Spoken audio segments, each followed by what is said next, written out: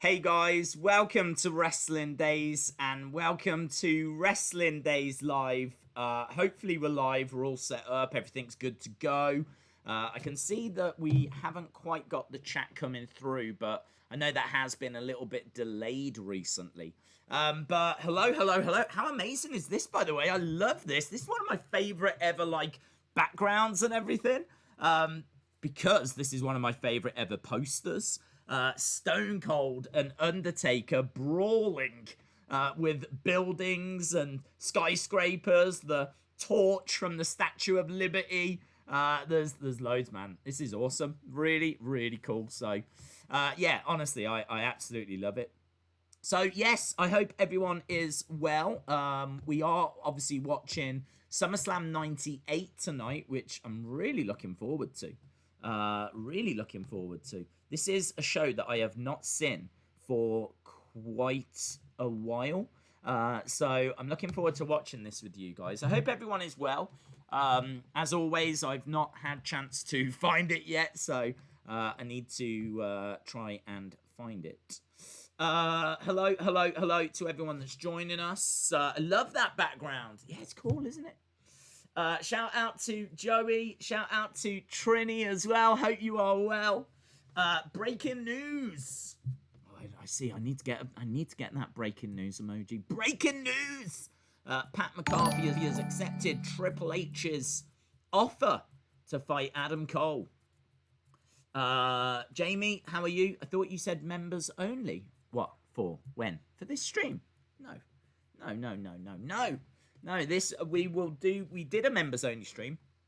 We just finished it actually, which is why I was a little bit late, so apologies for that. But no, this one was always going to be for everyone. I've said this before. When it comes to the members only stuff, there's some really exciting stuff that's I think happening over at the members only thing. But that is absolutely additional. The stuff that we're doing over there does not take away from what we do on this channel. Day in, day out, Raw, Smackdown, NWA, NXT, AEW, the watchalongs, all of that kind of stuff. That stays as is. Toy hunts, everything that you know and love stays as is. That is the bread and butter. So, yeah, the member stuff, that's all additional. So, no, we were always going to be doing this for everyone. Right, so, whilst I'm rambling away, if you want to see if you can find SummerSlam 98, we've got some really exciting matches. Main event here, obviously Stone Cold and Undertaker in the main event. We've also got Triple H versus The Rock. Triple H versus The Rock for the Intercontinental Championship. Matthew N. 43. Shout out to you, my friend. Shout out to you. Thank you very much for joining. I can't wait to see what Alexa Bliss has got to say to The Fiend. I loved the members only stream. My God, what value. Shout out to you, Haley. Hope you are well. Hang on, let me pause this. Boom. I can't wait to see Alexa Bliss. We read this. Hello, C Wrestling. Hope you are well. Days, what do you think The Fiend is going to do next? I think he's going to have a nap. I think he's probably going to have a little sleep, recharge the batteries, get ready for SummerSlam. I don't think he needs to do anything next, does he? He's definitely got Braun's attention. So, yeah, I don't think he really needs to do anything else. I'm not expecting Alexa Bliss to have been stolen or anything like this. I think the attack was enough. It could be exciting if she's part of the Funhouse now, and obviously there's going to be lots of different theories on that, and if she is, absolutely fine. I'm not down on that idea. But I think that Braun will have seen what happened last week. I think he's going to be beside himself with rage, and I think, do you know what I mean? Message sent, job done. Glenn Cornwell, shout out to you, my friend. Welcome to all the members. Tall Paul 2000's gaming channel as well. Shout out to you. Matthew N43. Shout out to you as well. I don't know why. Why is everyone all of a sudden now joining up? Calm Veer. Shout out to you. I don't understand, like, the members only stream literally just finished. I mean, you can obviously get access to it. What is going on? What's understand? Why was everyone just like, do you think it's worth joining up? Shall we subscribe or not? I don't know. Just wait and see till he does that member stream, and then we'll see what people say. Was it all right? Yeah, it's all right. Do you know what I mean? It's passable. Oh, yeah, okay, well, I'll join. Is that what's going on? How have we had like 5 people that have just joined? Glenn Cornwall, shout out to you, dude. Maybe it's the killer new emojis, the killer new cray emojis that have done it. Love the streams. Thank you, my friend. Shout out to you. Anadors, it doesn't send notifications. No, the members only one won't, unfortunately, because it's unlisted. So do you know what I mean? It's on one of them. Days, I apologise for not making the members only stream. It never gave a notification. It wouldn't, dude. It wouldn't. No, that's the only downside with them is it's kind of, it won't send notifications out because it's not a public thing. It's unlisted.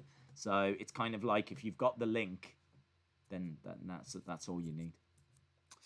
But anyway, to be honest, there was just a lot of me rambling on, which will come as no surprise. But it's there. Now that you're a member, or if you are a member, you'll be able to go back and rewatch it anyway. I didn't expect to take my shirt off and start dancing around the room, but I mean, you know what I mean? Sometimes you just got to go with how the stream's going, so let's see how this one goes, shall we? Right, okay, I think I've given you guys enough time. This is sneaking in at 2 hours 43. It's a cheeky 2 hours 43. And this is SummerSlam 1998. So if we are ready, let's go to it in 3, 2, 1. Boom. There we go. We are underway. This is Attitude Era WWE. Actually, do you know what? I saw that Wrestle with Regret, who I think's a cool guy. I've said this a million times. I don't get a chance to watch that many other channels, but I did used to watch him when I had time. I did used to watch his older stuff, but I was just looking for facts and information about this show, and I saw that he'd actually done a review of this show, I think yesterday, which is absolutely got no connection to us doing this today, because it was actually voted for by the members. So it was completely a coincidence, but and obviously everyone's doing SummerSlam stuff right now because of the time of year. So yeah, there you go. He did a review on it, which I didn't get a chance to watch. So right, boom. How are you on the intro? How am I on the intro? I am 1 minute in so far, and hopefully that shows on the clock. Yeah, boom. So yeah, main event of this is Undertaker against Stone Cold. The co-main event is Triple H against The Rock for the Intercontinental Championship. The match that I'm most looking forward to going back and watching is the Lion's Den match. So this is Owen Hart inside of a structure. It's like a circular structure. It's like a cone with a platform on the top. And he's in there against Ken Shamrock. So they were trying to bring in, even here, some like MMA elements. This is 1990. They hadn't quite got to Raw Underground at this stage, but they were trying. This is SummerSlam. This is New York. This is Madison Square Garden. This is SummerSlam 98. This is one of the biggest pay-per-views they did. Outside of WrestleMania, this got a monster buy rate.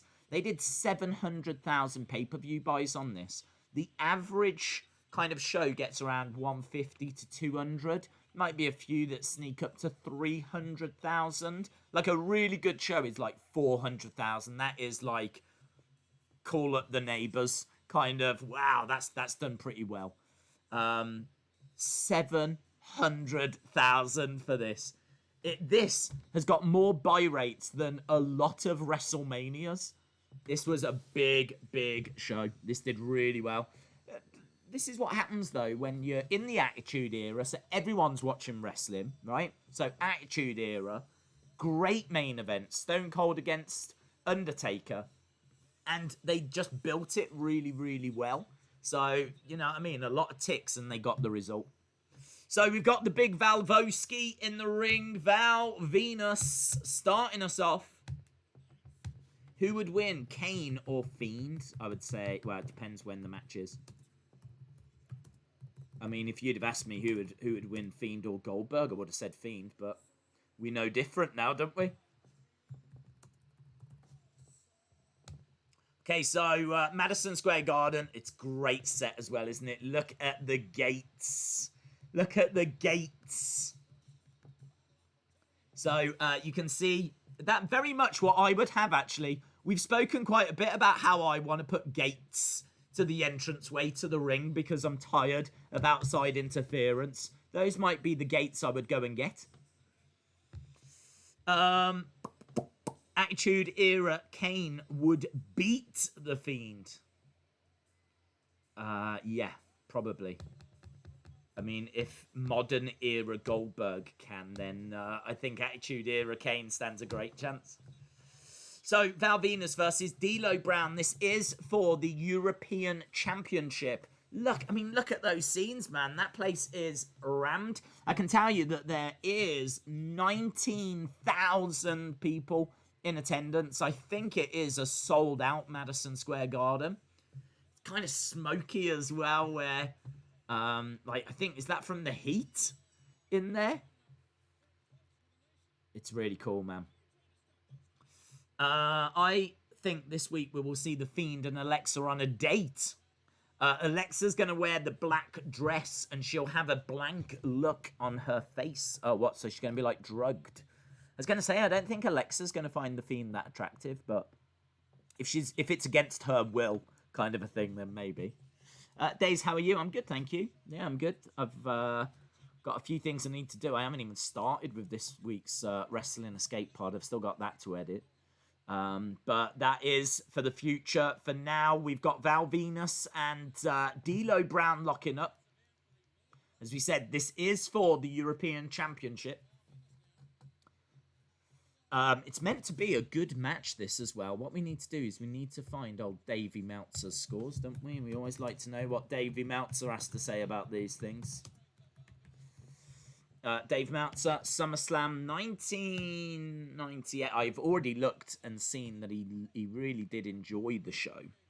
I can tell you that there are a good few matches here that get 3 stars, like 3 stars plus.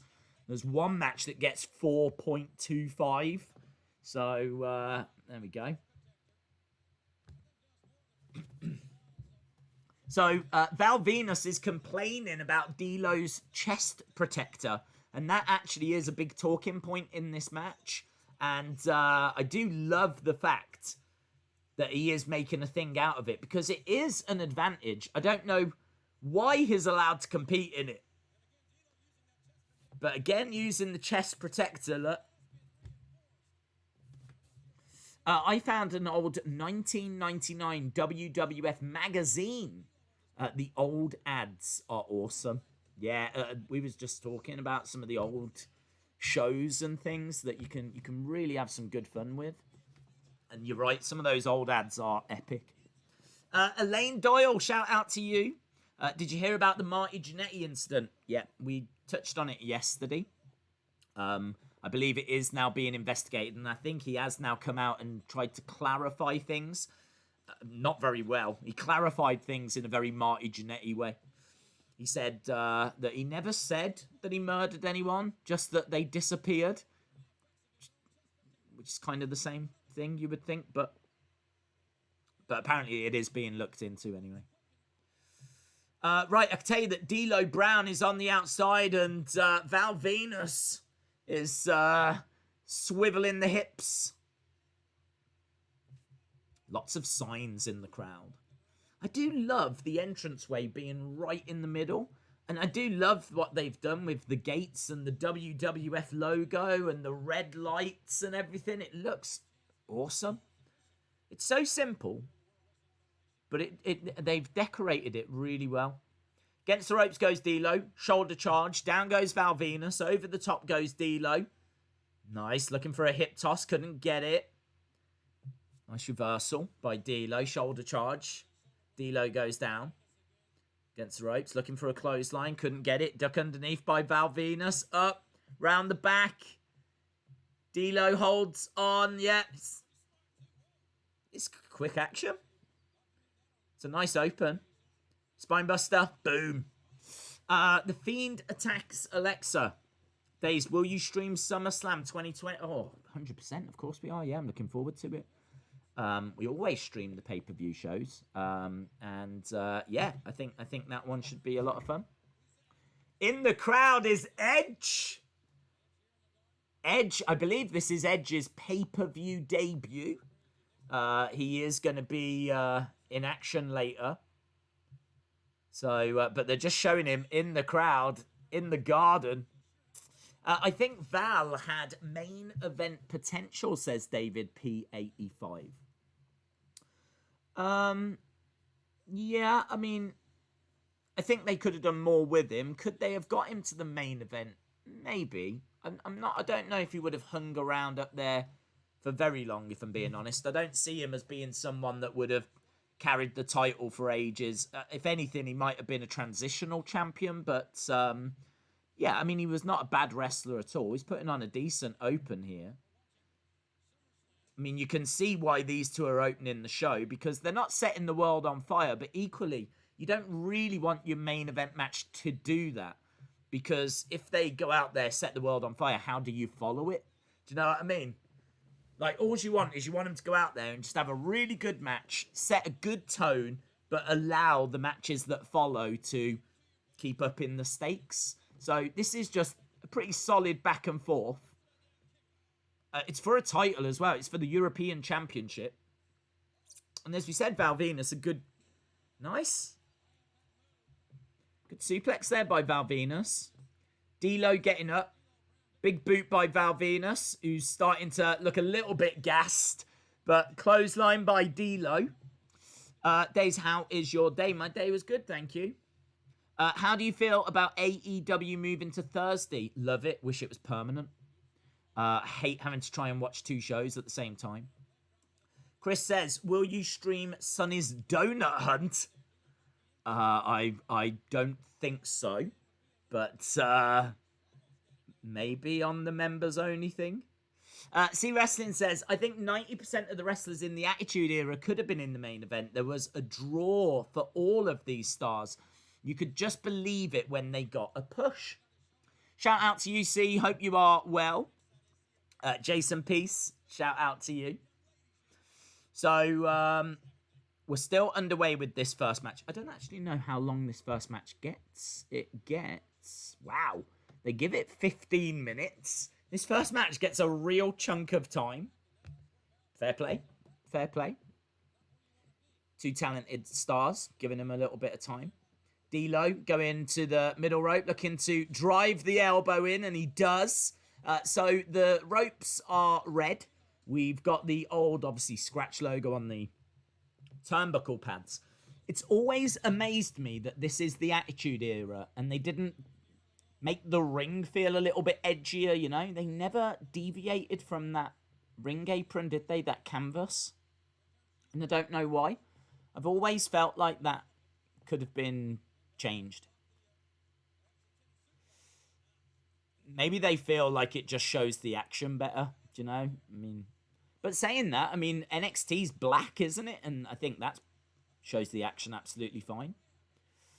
I'd love to know the theory as to why that's never changed. Why they've never put a big WWF logo on it, or a Raw logo, or a SmackDown logo, or changed the colour, or put flames on it, or Vince's face.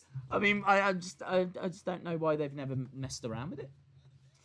I think that was a cloverleaf by D'Lo. He kind of sat into it as well. Nice. Nice slam. He's not quite got the crowd here. The crowd seem a little bit subdued. The night is long, though. And the Madison Square Garden crowd's usually good. Ooh, went for a senton, no one home. Donut Hunt. I hope we get a Fiend attack this SmackDown, says Wrestling Days fan. Well, we'll have to wait and see. I don't know if I want that, just because I don't know if they could do anything more impactful than Alexa. I mean, the Alexa one was so good that if he attacks someone backstage, it's not going to feel as epic. I don't know. It might be worth just letting that breathe for a week. You know, I mean, I think hearing from Alexa, maybe Alexa's at home because she's that shook up. Do you know what I mean? I feel like you could explore that a little bit this week. Hear from Braun, get Braun coming back. So, again, Val Venis getting a little bit frustrated here because that chest protector is really protecting D'Lo Brown, giving him a very, very real advantage. And D'Lo already starting to move. Val going up top. D'Lo back up to his feet. Val got caught. As we said, some really, really interesting matches coming up tonight, including that Lion's Den match, which I'm really looking forward to watching again. And the co-main event with Triple H and The Rock, the main event with Undertaker and Stone Cold. So, plenty of good stuff. Edge's debut, pay-per-view debut. Elaine says, Days, I got the WWE War Games set. Amazing. Looks really good.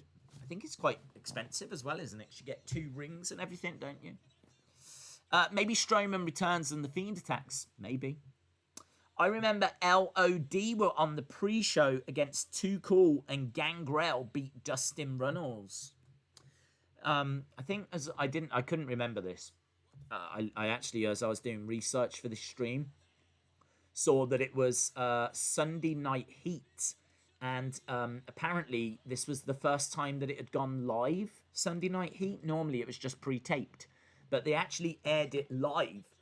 And it did awful.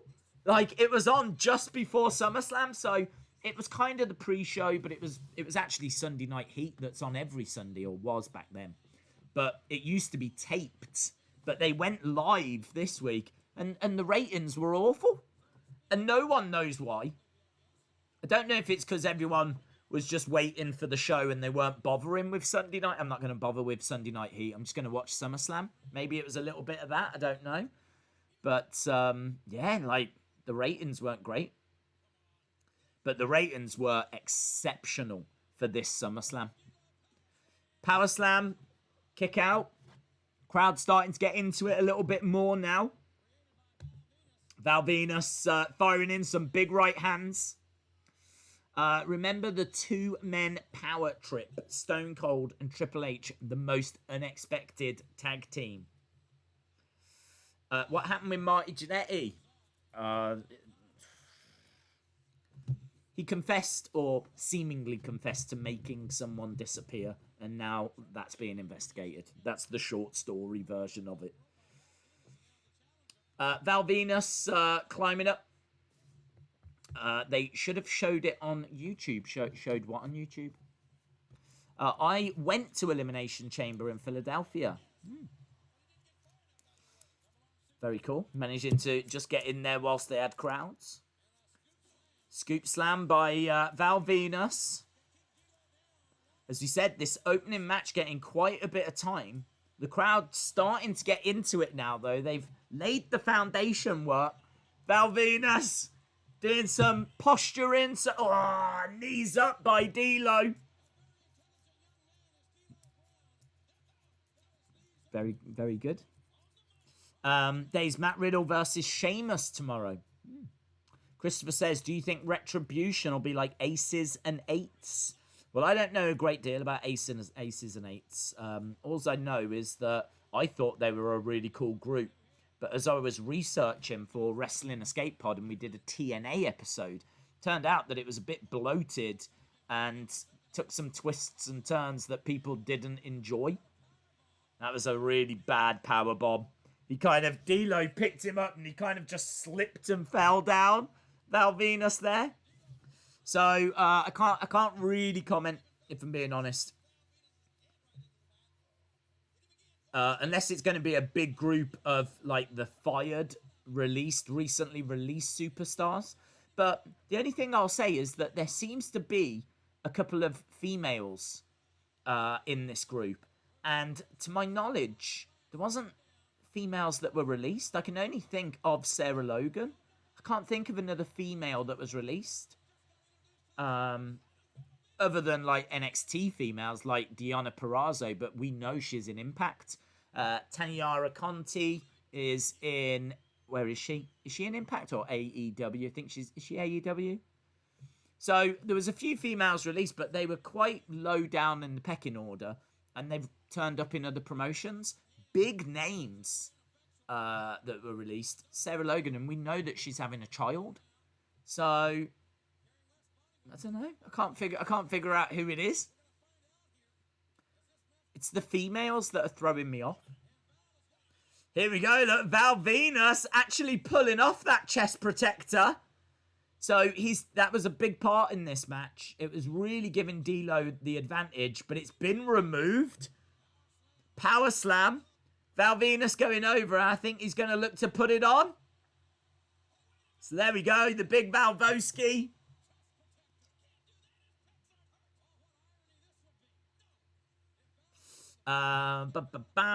Conti's gone to AEW. I wish her all the best. I've always thought she was a very good talent. Val, slip him. On the top rope. Who else wants an elite Sabu? Yeah, that would be cool. Any ECW wrestlers would be awesome. Clothesline by Val Venis. Has Conti actually signed with AEW? I haven't seen. Well, she appeared on their YouTube women's tag team thing. So I don't know what the deal is. If it's just a one and done. I think they won, so I think she is coming back. Why has the ref stopped the match?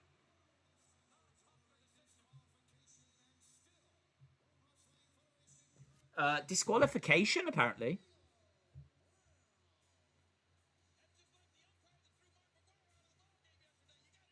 So, has he been disqualified for using the chest protector?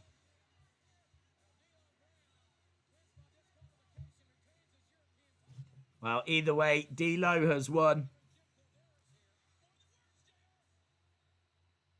Yeah, I think it is because of the chest protector. And I gotta say, I think that ruins that match. That match was... It's kind of got into like second gear. We were getting into third gear. We said the crowd was starting to get into it. I like the fact that he took the chest protector and they used it as part of the match. But the fact the referee disqualified him for it, I don't like that. And Val Venis doesn't like it either. Big splash onto the ref. This is why he never got that main event push, because look what he's doing to the refs. Jerry Lawler says that's going to cost him some big money. Conti would definitely be an asset to AEW's women's division. Yeah. Yeah, I don't know why they didn't use her more.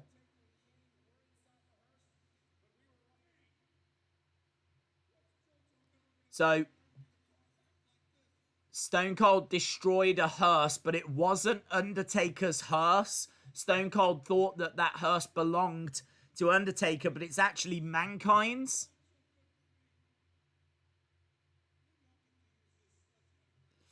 And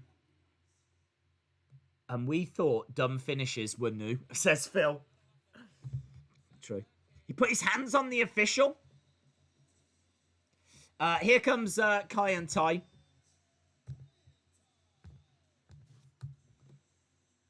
Yes, this is really interesting. The Insane Clown Posse come out with the Oddities and they actually perform. But WWE has fallen out with the Insane Clown Posse. And so they've cut their performance. So you're meant to get an Insane Clown Posse. I mean, I'm sure none of you are crying right now. But Yeah, this is meant to be an insane clown posse performance, and you don't get it. It's been axed. Don't know how you spell oddities. I've gone with that. So Kaientai versus Oddities. I don't think this match is going to be sticking around too long. I can tell you, old Dave Meltzer baby gave that first match 1.75. We were saying it was in second gear, getting to third. Would I go that low?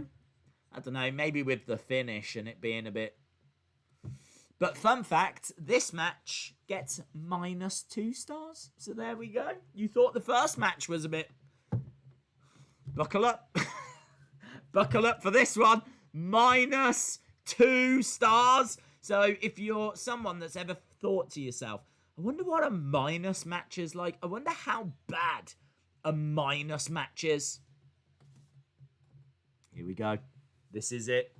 This is it. Kaientai against the Oddities.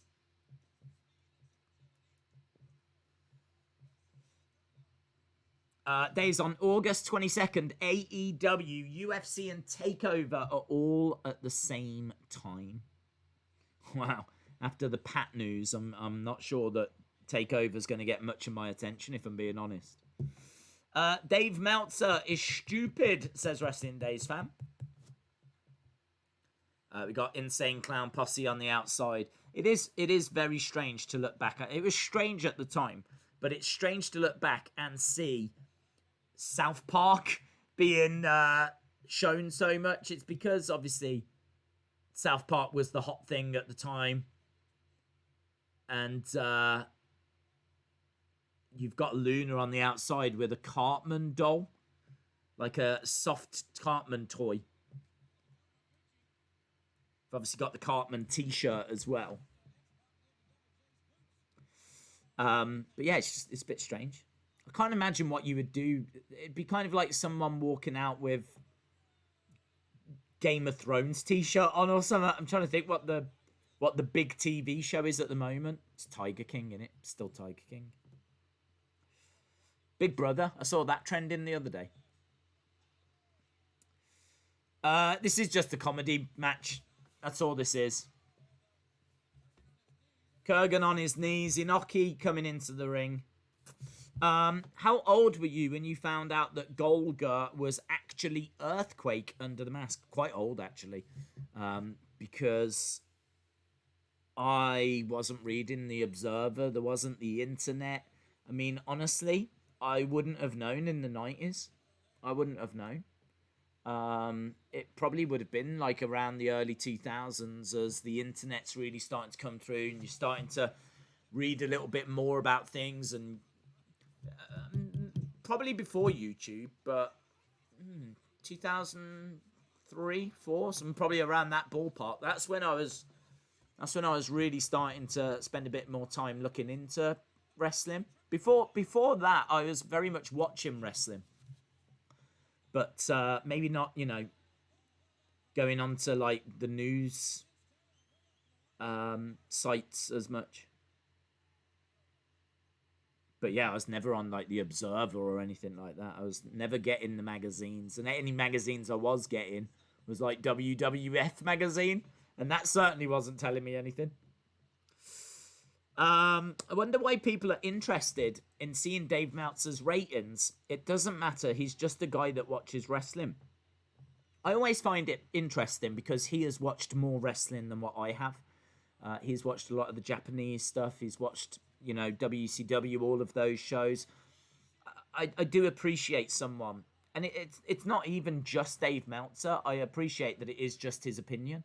But if there was really anyone that was out there that had been watching all wrestling since the 80s, that had managed to rate each show as they'd been going along. I mean, it's such a weird thing for someone to do. There's a lot of people that have been watching wrestling since the 80s that will have had their opinions, but they won't have jotted down their thoughts at the time. Do you know what I mean? And as a result now, it's kind of hard to go back to those people and be like, what did you think of that? And how did you compare it to this? So I think Dave Meltzer's ratings kind of stand on their own because there's not really, to my knowledge, anyone else out there or too many people out there that have graded all the shows like he has at the time. It's not like going back and watching them now in hindsight.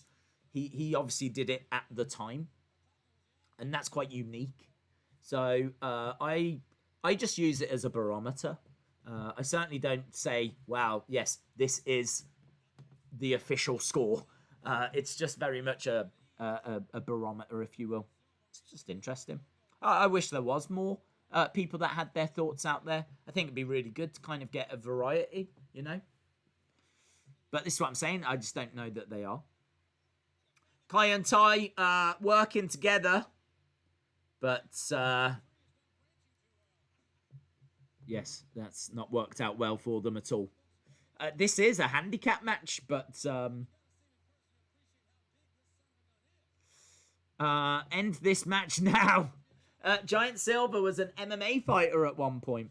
It's so strange. I mean, kind of the Oddities, they're such an odd group because size-wise they're so impressive, but they don't really have much in-ring skill. I mean, even Earthquake at this stage is like not in a great place. They made him lose weight and everything, and I'm sure I read that they wanted him to put the mask on because they didn't want people comparing him to what he was before. So it's hard to know like what if they could have achieved any more than what they did. They're a little bit like the New Day. Do you know what I mean? They're like a multi-person group that brings fun. But just, they don't have the skill of the New Day. Days, do you remember when Kaientai tried to chop off Venis's manhood? Yes, I think we all do. Taka Michinoku was the man.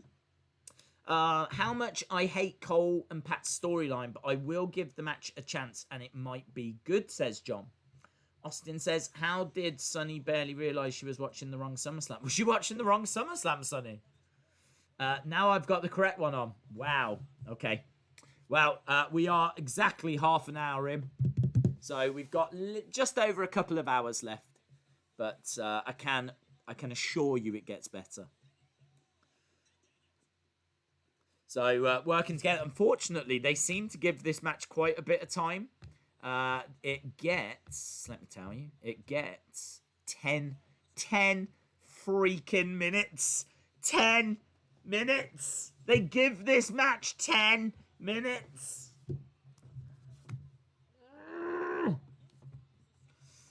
Oh, well. Days, how old were you when you watched SummerSlam 98? I was 98. 21. I was 21. It took Emily half an hour. I rewatched Ronda versus Tate when Tate took the belt in Strikeforce. Her armbar was gruesome. She always had a great armbar, yeah. She won many a UFC match with that. Here we go, Kaientai working together, trying to get the advantage here. My prediction for SummerSlam, Drew is going to retain, Street Profits will win by DQ, and Dominic is going to get saved. Dominic might get saved by Samoa Joe. We're really seeing that being teased, aren't we? So, yeah, Samoa Joe, I think, could be getting involved there. Durante says, Days, Jeff Hardy versus Queen Corbin tomorrow. Oh, well. I can't wait for the DC fight. Funny you should mention that. I was watching a video earlier today about the best heavyweight fighters in UFC ever. And BT Sport, it was Dan Hardy, I think, made the argument that Stipe Miocic is the greatest UFC heavyweight ever. He's obviously the guy that's going to be taking on Daniel Cormier.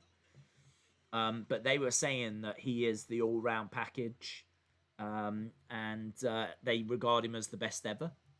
Well, Cain Velasquez came in at number 3. Randy Couture was at 2. Stipe was at 1. Cormier, I think, just outside the top 10. DC came in at about 11. Brock Lesnar did not feature. Luna Vachon is in the ring now. Power Slam.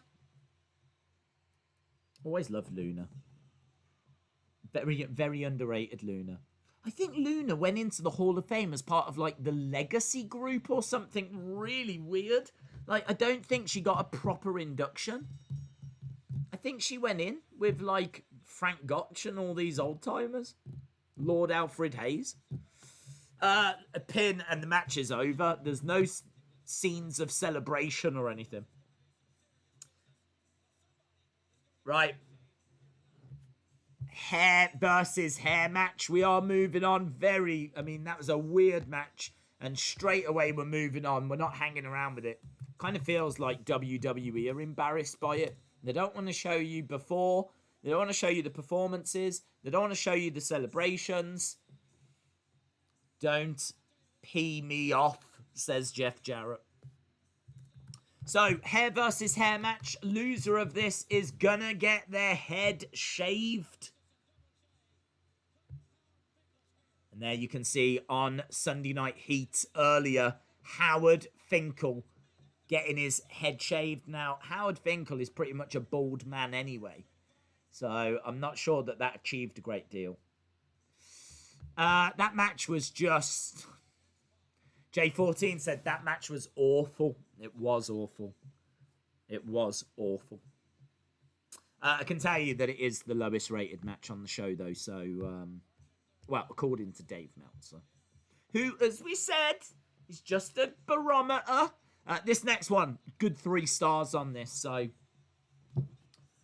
there we go. We're getting some. We're sneaking into okay territory now. So, X-Pac making his way down. Lightning Bolt says, I've got a question. Do you think that I might have been given the power of prediction because I predicted Raw 3 times, SmackDown twice? Do I think you've got the power of prediction? I have no idea. I would say that you have done very well. That's what I would say. But have you got the power to predict the future? I would probably lean towards no. But who knows? If you have, then feel free to let me know the lottery numbers. Ryan says, Dave is very rude on Twitter. I've lost respect for him. Dave... Who? Dave Batista? Fink has come out with X-Pac. Double J is one of my favourites, says David P85. 98 and 88 look... What, you was watching SummerSlam 88? Wow. There is very little attitude in 88. And a lot more brothers, let me tell you. Let me tell you something, brother. And there we go. Look, the Fink tells Jeff Jarrett to suck it. And he's got a DX shirt on, Howard Finkel. This is when Howard Finkel let his hair down. Not literally, because it got shaved off, but... Days, what have I missed? What have you missed? Awfulness, actually. Not an alright first match, and then an awful second match, and now we're on to match number 3. X-Pac against Jeff Jarrett. This is a hair versus hair match. Nice spinning kick there, clothesline. Jeff Jarrett to the outside. Lovely red apron around the ring as well. Red ring ropes and red apron. Doesn't say SummerSlam, and I don't know why. It's just the WWF scratch logo on a red apron. It kind of looks a bit classy. It's the kind of thing I could imagine them doing at the Royal Albert Hall. If they had an Attitude Era show at the Royal Albert Hall, that's the kind of ring apron I would expect. Dave, CM Punk has commented on Raw Underground. Cool. X-Pac is amazing. That last match was horrible. Yes. Charlie says, I love that background. Thank you, my friend. Monica says, I bet the Fink was loving every moment of this. Oh, definitely. Yeah, he was such a big fan of wrestling. I love the Fink. Hey, there's that side's got SummerSlam. Isn't that weird? Is that the non-camera side?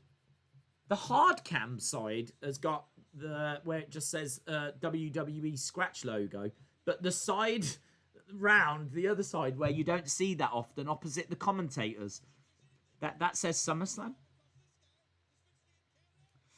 X-Pac is outside the ring. Don't forget, whoever loses this gets their heads shaved. Bret Hart loved working with the 1, 2, 3 kid. Great match, innit? That match between them two. I can't remember the year. I want to say 94. Was it? When 1, 2, 3 and Bret the Hitman Hart had that great Raw match.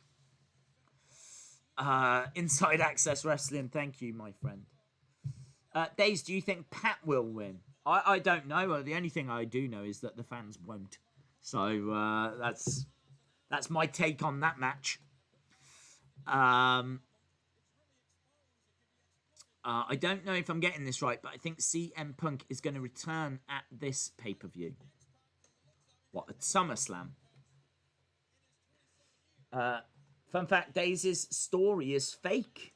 He really got his name Daze because he wants to be the fake Dave Meltzer, but he got a typo. It's true. Yeah, it's true. I'm meant to be Dave Wrestling. No, Wrestling Dave. I even got the channel name wrong then.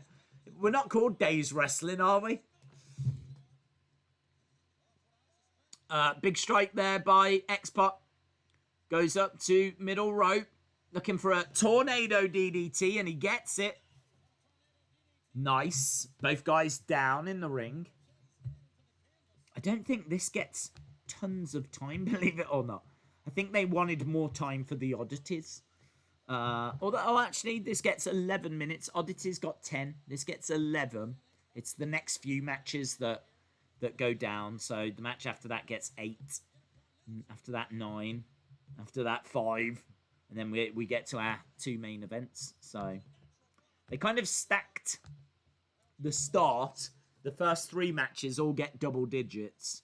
The next 3 are all under 10 minutes. And then we're at the co-main event, main event. I can tell you that this is regarded as one of the better SummerSlams, though. It is regarded as a very good SummerSlam. Mainly because of the main event. And look at the Fink, man. The Fink's still out there cheering on X-Pac. Asuka is retweeting people asking for a return of Kana. I'm unsure of what to do with this information. I think you could get a change to her character. I think she could get a little bit more Kana-ish, like where she had the clown face paint. I could see her bringing that in, but she won't bring in the Kana name because WWE don't own that. And WWE are just going to stick with the Asuka name, aren't they? So, but you could see some Kana tendencies come in, if you will. Kana was... I don't want to say Kana was a bit edgier because I think Asuka's quite edgy. Right, up top, back elbow by X-Pac, and again, and Jeff Jarrett goes down. Days need clarification of mod duties. William Hensey has never been in a Toys R Us. Can I get him a timeout for that? Well, I mean, when it comes to the mod duties, there's always been kind of free reign, if you will. The people that are mods are people that I trust. So I just rely on their judgment. So all I would say, is that if you feel that very much is a breach, then I am not going to stand in your way. I am going to admit, I think it's very shocking that William Hensey has never been into a Toys R Us. I don't know if William's going to plead his case here as to why he's never been into a Toys R Us. I would say that the time is running out on him here, but I'll leave that to you. Days, what is your favorite SummerSlam? That's a really good question. That's a really good question because we rewatched the Wembley one, and I gotta say, that undercard is atrocious. That undercard is awful. The one that's regarded as the best is 2002, and that was quite good. So we watched that the other day. I'm down for revisiting this one, but so far it's not been that brilliant. But I do have a soft spot for like 91. I do love 91. I think 91's good. 2005 wasn't brilliant, but I do love Hogan Shawn. So the thing with SummerSlam is I don't know if there's been like this incredible SummerSlam. I think the best you can get is probably 2002, which was very, very good, but it, for me, doesn't hold the candle to like WrestleMania 17. And a lot of the recent ones, I think, have been a bit disappointing. So, yeah, difficult. Feel free to let me know if you've got one that you like. SummerSlam 88 was good, says David Paul. I really enjoyed 2019, says Wrestling Days fan. Toys R Us was the spot. Some really good stuff about Toys R Us. I can remember going to Toys R Us as a kid, and they had like games where you used to take a piece of paper to the counter, and they would scan it, and then you'd have to go to another window to actually get the game. Like all the games were in this room. I don't know if that was the same in all Toys R Us's. I should imagine it was. But like in other shops, you just picked the game up off the shelf and went to the counter. Not Toys R Us. Toys R Us, for whatever reason, thought these things were made of gold and they needed to be locked away. They needed handlers. Do you know what I mean? It was all in this like room. Instead, all you was allowed to touch was a piece of paper. I've always found that very strange. I think they did the same with quite a few things, like big ticket items, like bikes and things like that. But I did find that very strange. Perhaps they must have had like a real theft problem or something. I don't know. But that always stood out to me with Toys R Us. Bronco Buster by X-Pac. So this match has been bubbling away. Nice back elbow by Jeff Jarrett. It's quite comparable to the first match we've got. Crowd not losing their minds at it, but there's some nice wrestling. We've probably seen a bit more athleticism in this than we did in the first. SummerSlams 2015 and 2018 were amazing, says Shay. SummerSlam 2002 was great, says Monica.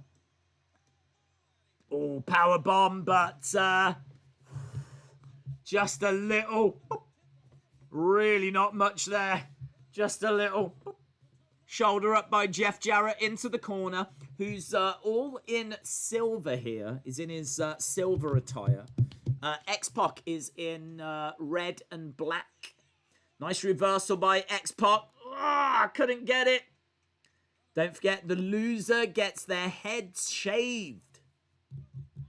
And the Fink still cheering on X-Pac. 98 and 88 look close together. It's an easy mistake. Days, what is your favourite WrestleMania? Probably 17. I mean, I think 17's the best. I don't know if I've got a real soft spot for 5. A real soft spot for 5.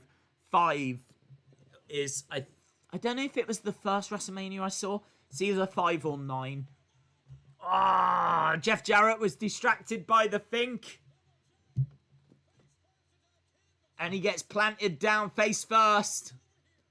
X-Pac 1, 2. Oh!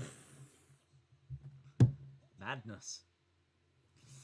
My favourite SummerSlam was 2015. Swing and a miss.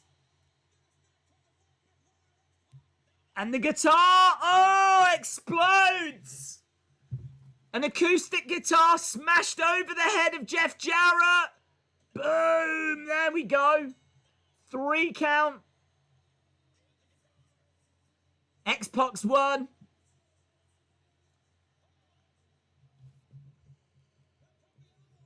Outlaws come down to ensure that the hair cutting goes to plan. So there we go. Jeff Jarrett is going to get his hair cut off. Now, I know that this does not go well. Looking into this. Headbangers have come in as well.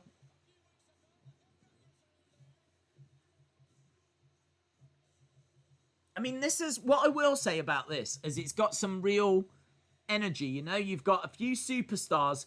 You feel like you're watching summer. Like, Jeff Jarrett does not want his head shaved right now. But you've got, like, superstars in there holding him down. The Fink is loving... The Fink's running around clapping his hands. There's a few things to this that they're trying to do it, but the shavers aren't brilliant. This is classic wrestling. When it comes to head shaving matches or hair cutting matches, the shavers never work.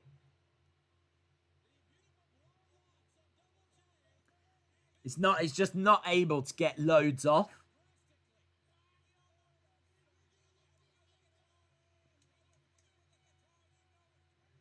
You hit me with the guitar, look, and X-Pac, it's all jammed and he's struggling now with the shavers.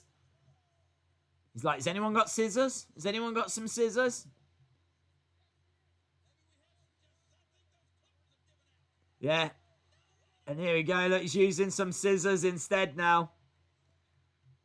Jeff Jarrett's not able to really struggle here. It's a shame he's not fighting a bit more.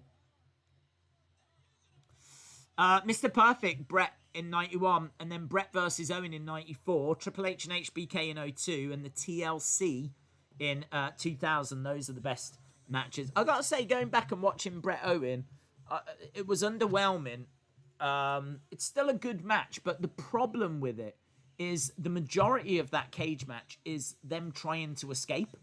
I think I saw someone had counted, there's about 30 attempts. 30 times they tried to get out the cage. Which, once you know who wins, it really takes away. It's not this in-ring match classic like WrestleMania 10. The WrestleMania 10 match, for me, is miles ahead of their SummerSlam match. But it is still very, very good and still worth mentioning. I mean, and if you've not seen it, I think that's the key to that match. If you don't know who wins, then it's you'll really enjoy it. That's the only problem with the cage ones, where they're trying to get out the door, they're trying to climb over the top. Once you know who wins. Right, they're still trying to do it here. Method Man in the crowd. So, Method Man with a... I mean, that's weird, isn't it? Method Man with a foam D-Generation X thing that he's holding up. It really was that hot. Do you know what I mean? I don't know if I can imagine the young hip-hop stars of today going to, like, the wrestling shows and buying foam things in the crowd. I just don't think that would happen. And I don't even know who the young hip-hop stars of the day are. There is the Lion's Den.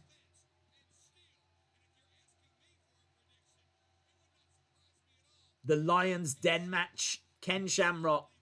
Owen Hart. Look at that structure. That is a different part of Madison Square Garden.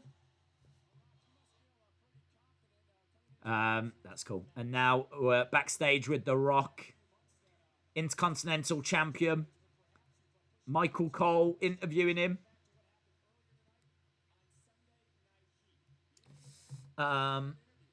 You will announce a store I've never been to, and that would be the last straw. The Fink was loving every single moment. War Games is awesome.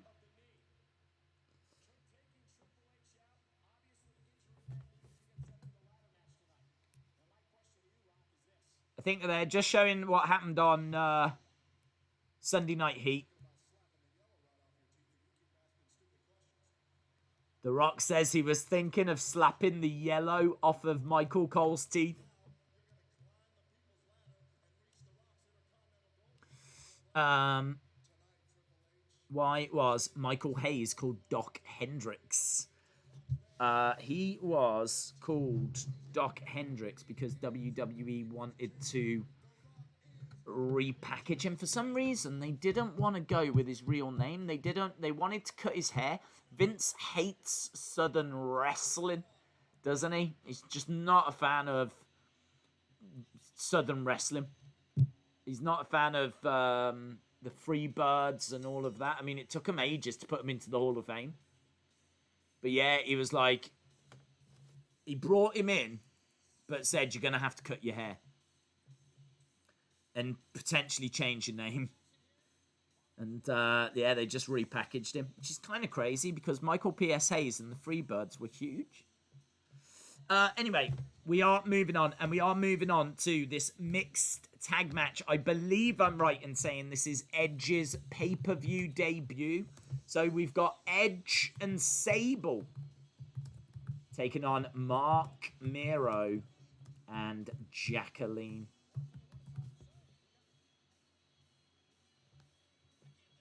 Doo-doo.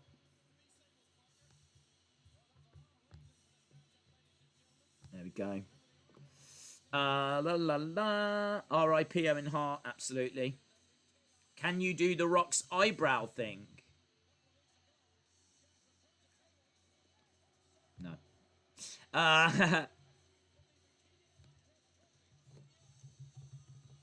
Right. So, mixed tag match coming up, as we said. Sable and Edge taking on Jacqueline. Jacqueline was so good. So good. Such a shame they had a decent women's division here. They really could have done something if they had had, like, proper women's matches. Sable, not so much. Lady Lesnar. Lady Lesnar making her way down.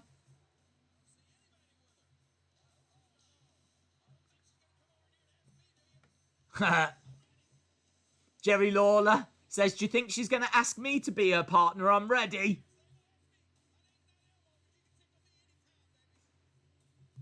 Wow. Jerry Lawler says, my name's not Elmo, but she can tickle me anytime.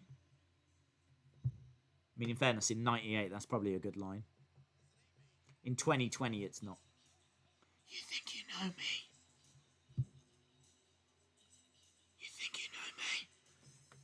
So here comes Edge. We'd seen him earlier in the crowd. Is he still in the crowd? Yeah, it is Edge. Days, Renee Young has tweeted that she quits. Amazing. That's interesting. I saw that they were teasing her fighting against Bayley.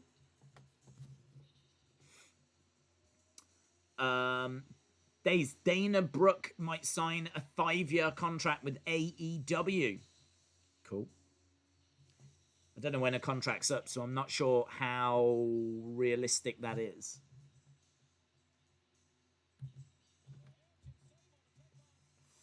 So, Mark Miro in the ring.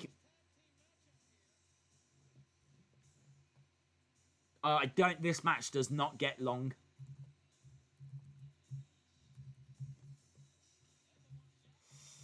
Right, Edge getting quite a long intro here.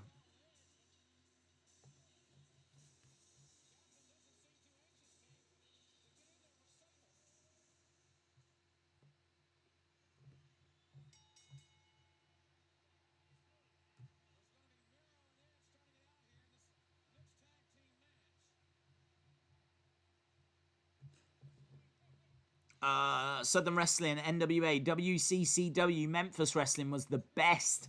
Yeah, just Vince was never a fan, was he? Vince is crazy. Days, promise me you will shave your beard. I have definitely not made that promise. Against the ropes goes Edge. Nice. Tilt-a-whirl. Head scissor takedown. Some nice arm drags as well. And Mark Miro's had enough. He tags in Jacqueline. So Edge is going to have to tag in Sable. Yeah. He says we're not doing an intergender thing here. So Sable got tagged in and Jacqueline went straight over and tagged Mark Mero. I would love it if Triple T had a Fiend mask. Days, I'm loving the stream. Shout out to you, my friend. Renee Young has quit WWE. I don't think she has. Against the ropes goes Edge. Big kick. Face first goes Mark Mero. Jacqueline grabbing Edge's leg. From behind, Mark Mero. Kick to the midsection. It's very strange to see these matches. And just think of the hype. Do you know what I mean? It's so weird. I mean, like, everyone keeps banging on about the Attitude Era and how great it was. And, like, you watch this show and it does not blow you away. I fully appreciate that it's largely about the main event scene. I fully appreciate that it's Stone Cold, Mr. McMahon, Rock, Triple H, Undertaker, Kane, Mankind. I understand that it's that real top. But once you dig down, like, the it's not that great. Mark Mero's got Edge on his shoulders. DDT. I think the talent is, I know we were saying earlier about Val Venis potentially going on to, like, could have been a main eventer. I'm not saying the talent's not there. I'm just talking about the way it was used. Jacqueline wants to get tagged in. Mark Mero was much better when he was Johnny B. Bad in WCW. In comes Sable. Down goes Jacqueline. Big right hands coming in. Not, well, I say big. Big in a whisking way. Oh, look at these kicks. Yeah, some kickboxing techniques. Let's use the word kickboxing.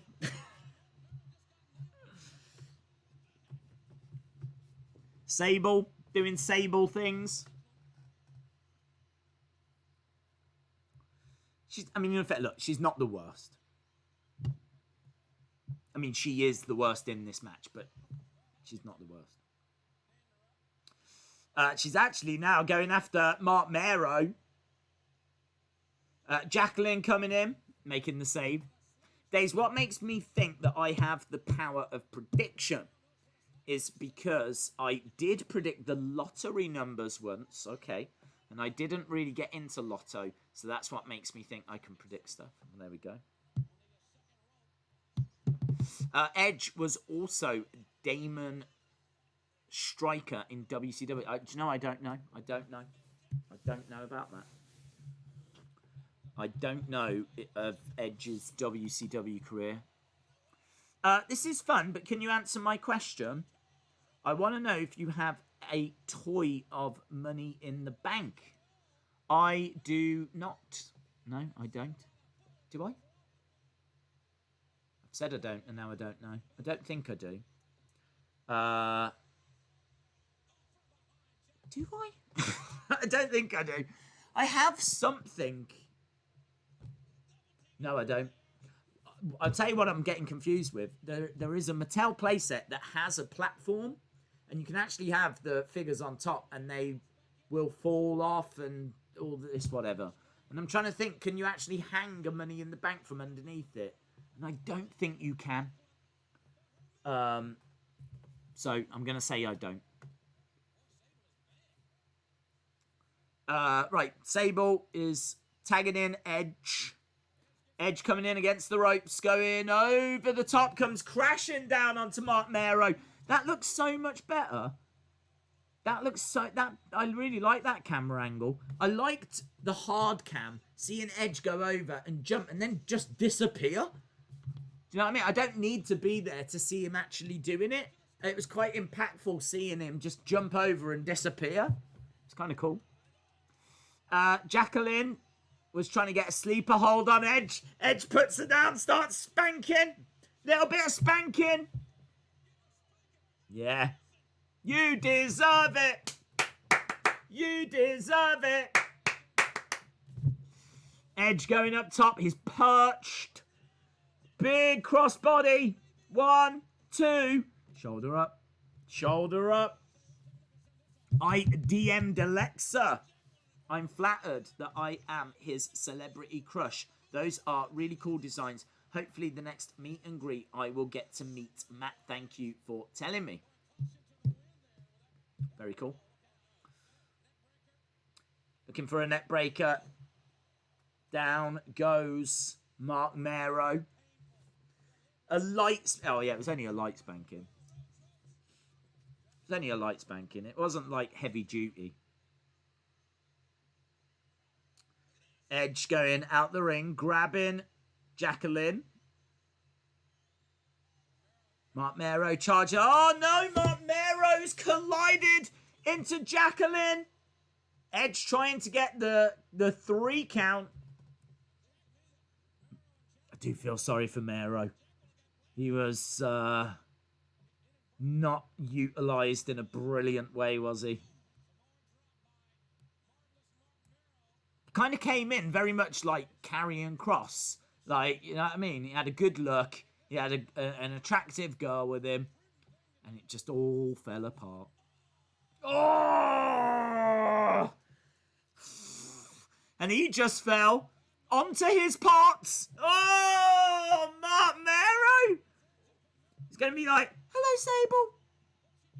Please don't do this to me. Head's... Oh, no, Sable. Sable Karana.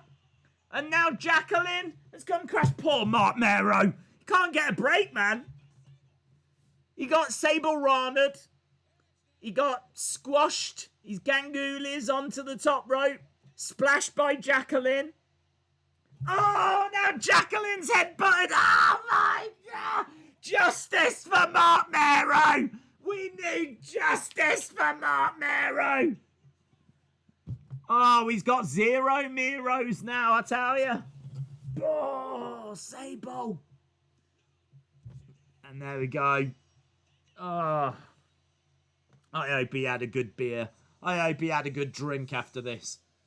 That's one of those where you go to the bar and you sat there with a drink and the barman's like, how's your day? And it's like, oh, don't ask. Don't ask how my day is.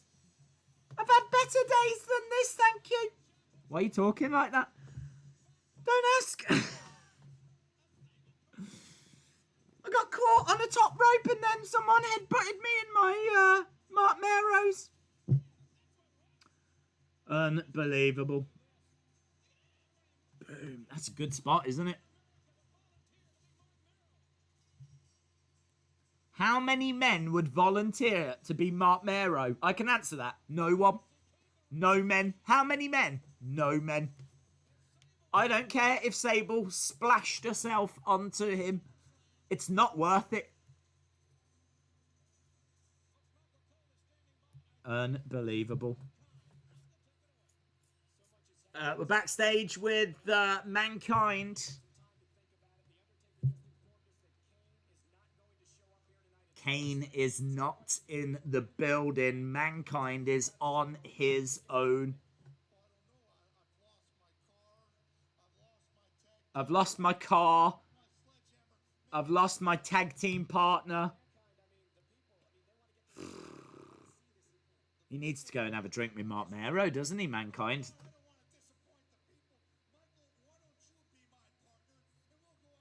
I like that. Mankind's like, Michael, why don't you be my partner? We can't disappoint the people.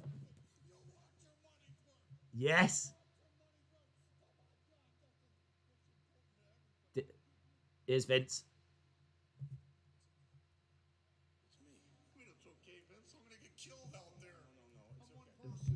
I'm one person, Vince.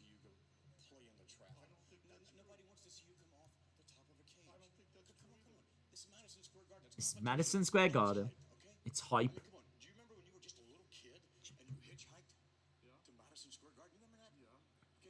This is great, isn't it? Do you remember when you was a kid and you hitchhiked and he's like, yeah, yeah.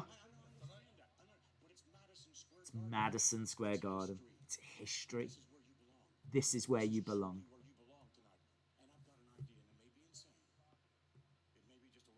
It might be insane. Think if you can. What? One man. What'll happen to me? You'll be in Madison Square Garden's Hall of Fame.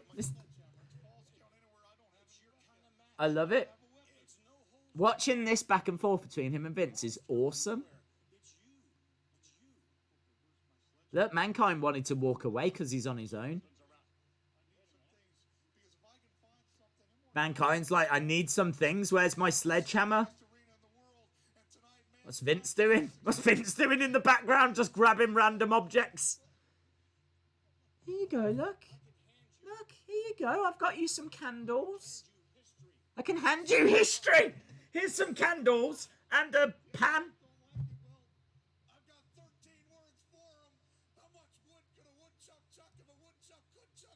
How much wood could a woodchuck chuck if a woodchuck could chuck wood? That was fun. I like that. I like that. The Black Heart. The most dangerous man. Mark Mero would make a sweet Mattel figure. So, are we on our way to the Lions Den match now? I'm really looking forward to this if we are.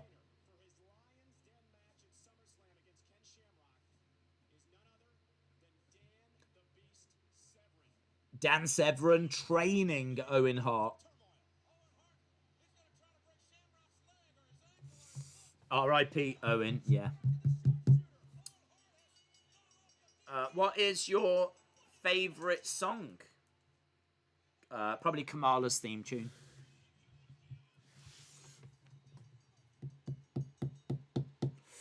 Right, so we're building our way towards the Lions Den match. And this should be epic. I think this is the only time they ever did this match. I don't think they ever did it again. But Owen Hart being trained by Dan Severn. And he has got a chokehold applied to Ken Shamrock. It's cool, man. Think of the matches Owen would have had with the Rascals when they debuted.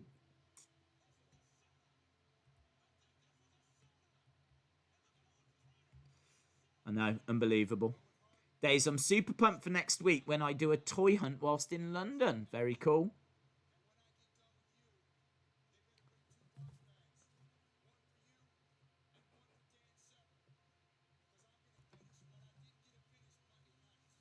So Ken Shamrock says, I'm going to finish what I didn't get to finish the other night. Amazing. Look at this. Now, this is the theatre that's connected to Madison Square Garden. So they're doing, it's still in Madison Square Garden. This is the Lion Den match. I am so excited for this. I mean, I've seen it, but I don't think I've seen it since they did it.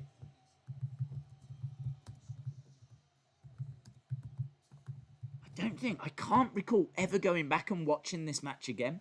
How great is that? It reminds me very much of a much smaller... Do you know, like, them people when they're on the bikes and they ride around the edge of the thing? The circle of death or whatever it's called. It's like a much, much smaller... It's like if someone's put one of them in a washing machine and it shrunk. One fall to a finish. There's Dan the Beast.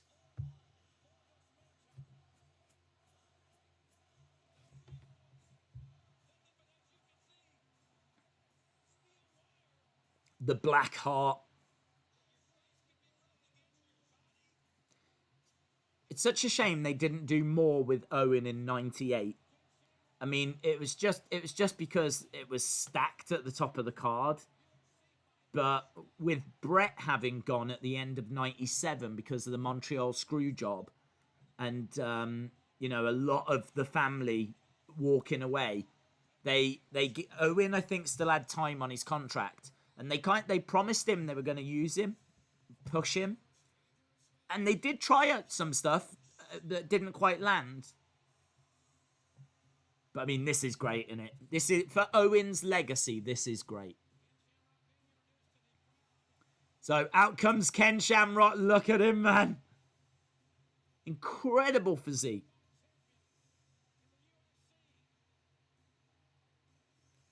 I mean, that's what I see pretty much every day when I look in the mirror. Because I've got a picture of Ken Shamrock that I've stuck onto the mirror.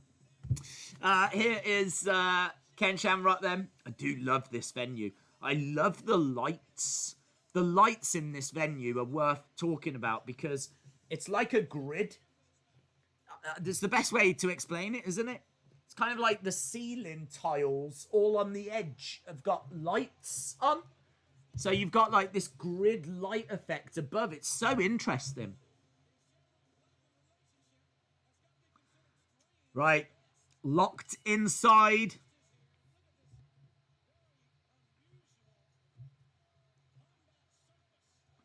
Combat surface. That's what JR calls it. Look at this very unusual combat surface. Combat surface. Combat surface. That's what we don't need Raw Underground. We need a combat surface match. Driven into the side.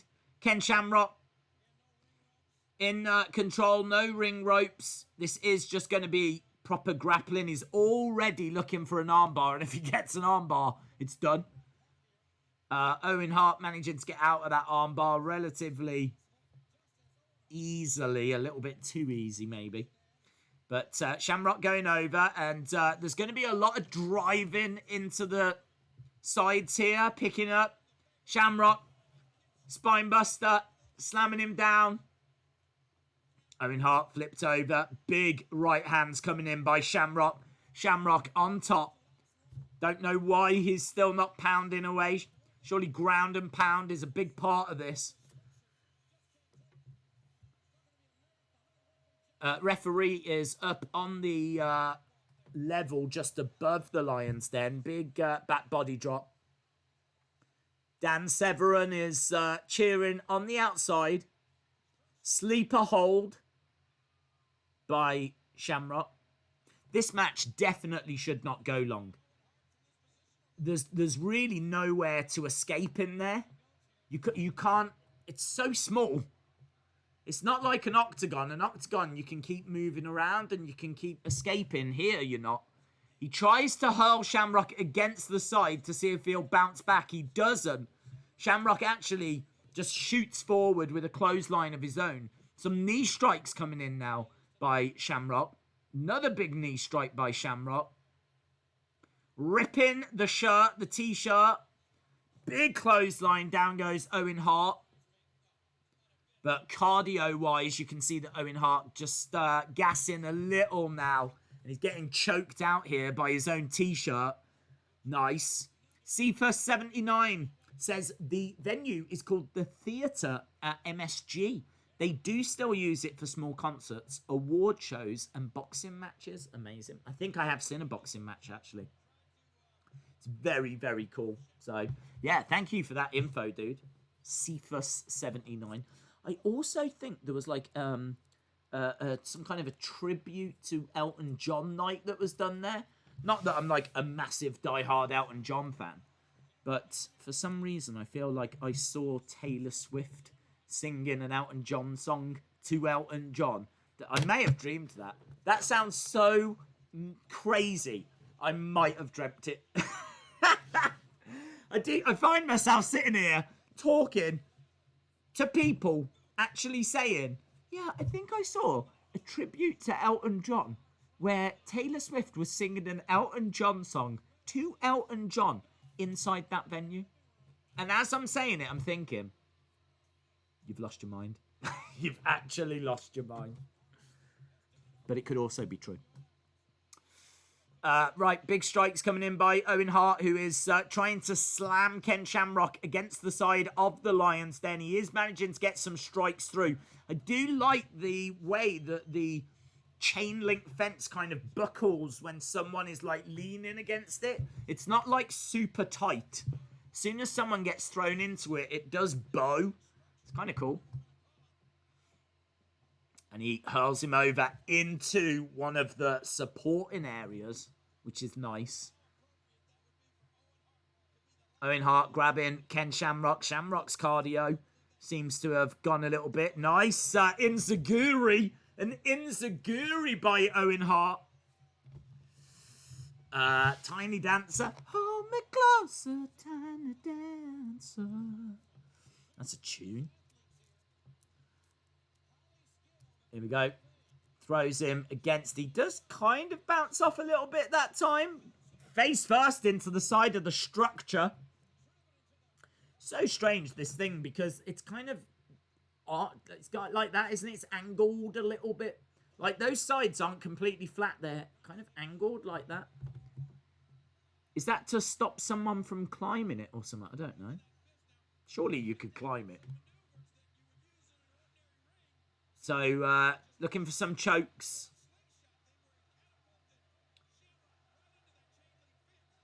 It is hard to know what you can do in this. This needs to... It's hard to book this match. Because it can't outstay its welcome. But equally, they've put a lot of hype into it. It can't be so short that you feel cheated.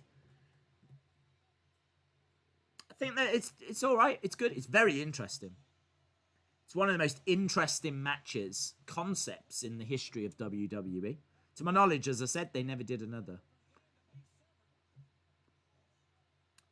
Knee to midsection by Owen. Uppercut by Owen as well. And again. Days, have you ever played video games? Yeah. My friend, I would recommend you have your own gaming channel. Sadly not. I wouldn't have enough time to do that. But yeah, I have played those video games that you speak of. Big right hand coming in by Ken Shamrock. And again, clothesline.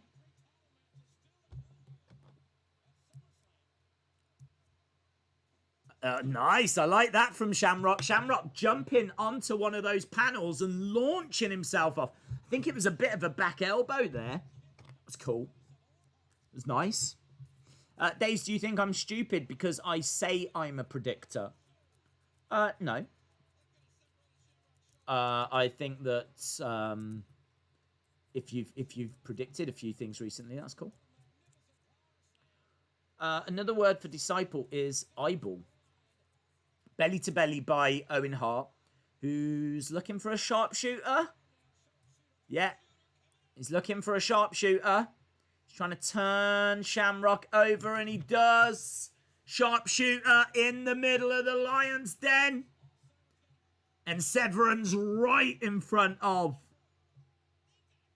Ken Shamrock. Shamrock going over to the side. Just give up, Dan Severn shouting. Shamrock just crawling his way up, using the side of the structure really well. Look at that. He's managed to break the hold. Kick to the midset. There's so much about this I just do not remember. Driven back by Owen. Great use of the side. Sifa says, January 30th, 2018, an Elton John tribute at Theatre MSG. Boom. Well, I don't know if it's great memory, mate. I mean, I don't know if that's something I should be sharing. You know what I mean? Cephas, I just don't know. Do you know what I mean? You know when you say something, you think, oh, I probably could have kept that to myself. I think it was one of them, Cephas. I think it was one of them. Clothesline by Shamrock. Owen goes down. Nice spinning heel kick there by Ken Shamrock. Owen goes down. Over to the side. Owen kind of bounces off. He bounces off in a really great way. He kind of like comes off it, but doesn't really bounce off it. Just kind of, it was really good how they did it. Dragon Sleeper by Owen. And this was the move that was going to put him away. But again, Ken Shamrock using the edge. Fujinara armbar into an ankle lock. Severin's seen enough here. Severin's got the towel. Is Severin's walking away? He's tapping. Yeah, Owen Hart tapped. Shamrock. Shamrock's won it.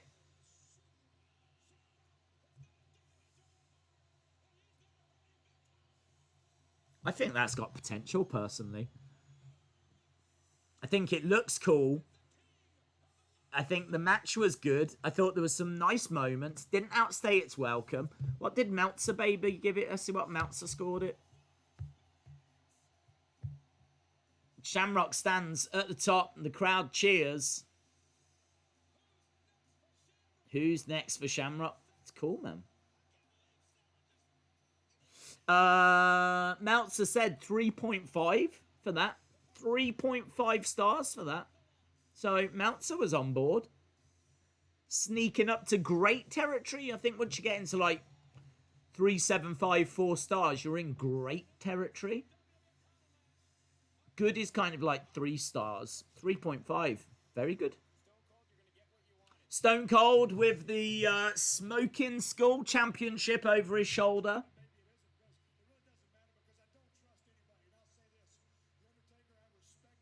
Yeah, I mean, guys, we have got 3 matches left. That's it.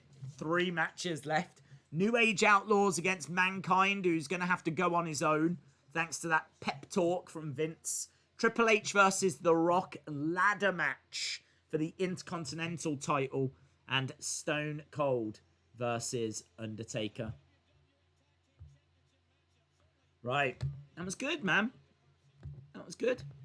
That easily needs to be the Raw Underground ring. Yeah, that'd be cool. Good way to use it. Mustafa says, fun fact. I feel like I need a fun fact emoji. That gets used a lot, doesn't it? Fun fact. Fun fact. The last 2 matches are classics. New Age Outlaws. That was a good match, man. Get your scores in for that last match, because it's so weird. I'd just love to know what you think of it as a separate match. Not the show. I'm not asking for the show so far. Just the Lion's Den match. What did you think of it on its own? I'd really like to know. As a separate score, out of 10, what would you give that Lion Dens match?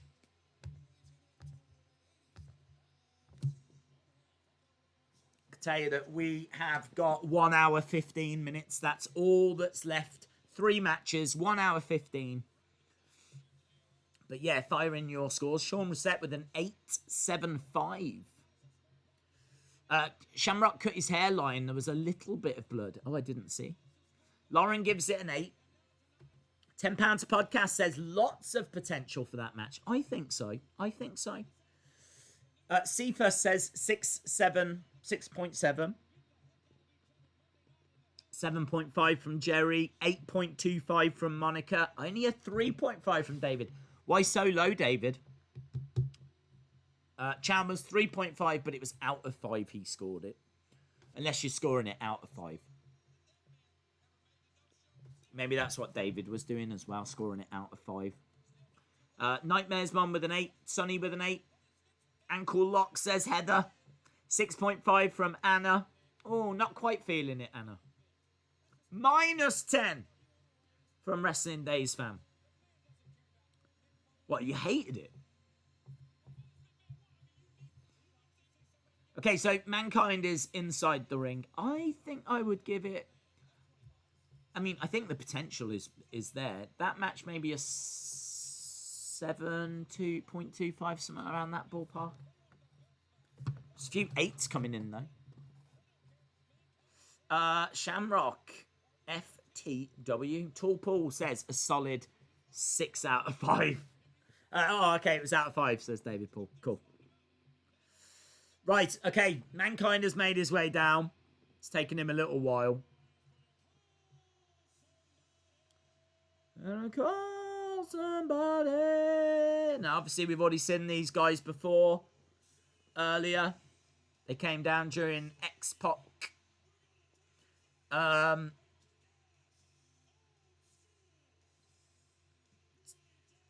New Age Outlaws are bringing out a dumpster full of weapons. So, Mankind is going to have to try and fight this on his own. Why have they just jumped into the ring? They've got a dumpster full of weapons. They've just jumped in with 0 weapons. This is a no DQ match. They just come down with a dumpster full of weapons, and they have 0 weapons in their hands when they get into the ring. But now Billy Gunn has got a chair, and he's trading blows with Mankind, who has a chair as well.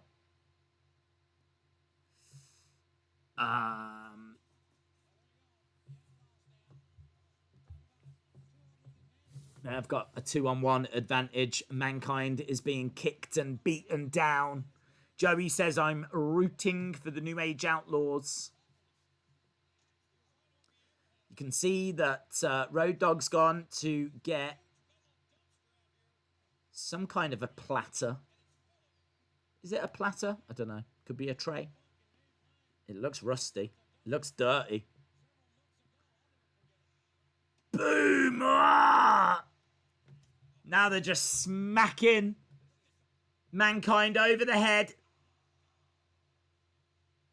Down he goes. Slumps down.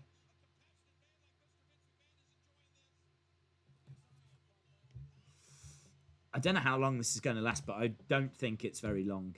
It is 5 minutes. 5 minutes, that's all. For this handicap match between Mankind and New Age Outlaws. Then after that, we've got Triple H with Mark Henry. Triple H, sorry, with China. Taking on The Rock, who has Mark Henry. And then that's going to be Intercontinental. And we've got Stone Cold against Undertaker. Mankind trying to fight back a little bit here. Just hurled Billy Gunn over the top. Charging forward. Road Dogg in the corner. Smashes that tray. Silver tray. Into the face of the Road Dogg. Neckbreaker outside the ring. William Hensey says, no DQs always make me sad. Because their ice cream is amazing. I don't know what DQ ice cream is. I don't think we have that here. I don't know what DQ ice cream is. Is it called DQ? Is it called no DQ? Why can't we have a Ben & Jerry's match? That's what I want. A Ben & Jerry's match. Big strikes coming in. Ah, slamming Mankind into the edge of the dumpster. And Mankind slumps down. All 3 guys outside the ring. Billy Gunn and Road Dogg working together. Hurling Mankind into the edge of that dumpster. Mankind certainly trying, but it's not going well. Road Dogg grabbing a table.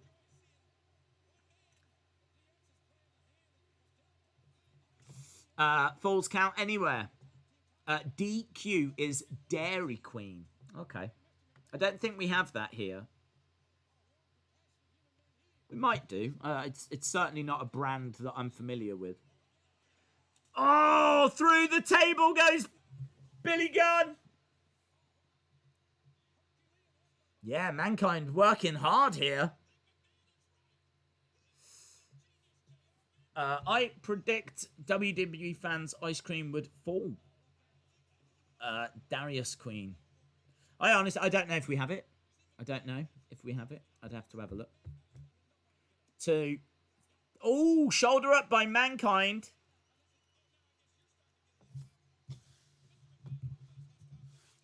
They're setting up a couple of chairs. Daisy's learning. I am. Foley chants from the crowd. Billy Gunn looking. Powerbomb through the chairs. Moody as well. When the chairs are set up like that. That's moody. That's a nasty bump to take. When you get planted on the seat of the chair. And it bends and buckles. But Mankind's still managing to kick out. Frustrating. There you go, Days. You're unfamiliar with Dairy Queen like me. I would assume that you would have it. I don't know, unless it's like a really generic kind of brand. I mean, Dairy Queen sounds very generic, doesn't it? But there we go. He's been pinned. I am out actually searching for Dairy Queen. Can't believe it. Can't believe what my life has become. I mean, do I really want to be searching for Dairy Queen? I don't know. The logo is not a logo I've ever seen before, no. So I'm going to say no. In fact, no. It's got what? It's got its own outlets. No. We don't have that.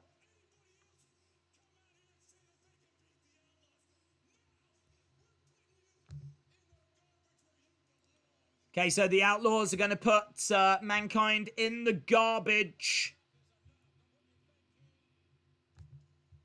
So that didn't go well for Mankind. After that speech from Vince to fire him up, he ends up getting put into a dumpster. Yeah, he tried, but the titles are now on the New Age Outlaws. Steak and Shake is pretty good as well. Well, they've put him in the dumpster. They've closed the dumpster. The dumpster's in the entranceway. And there's Kane.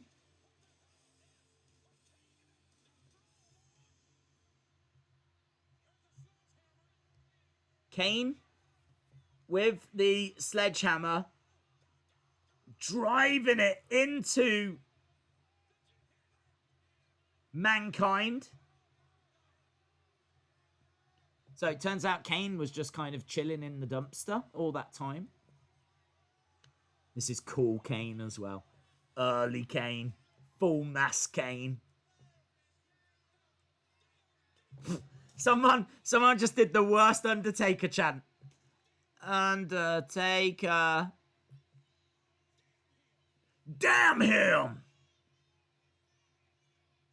So he just drove the sledgehammer into Mankind, and now he's wheeling the dumpster away.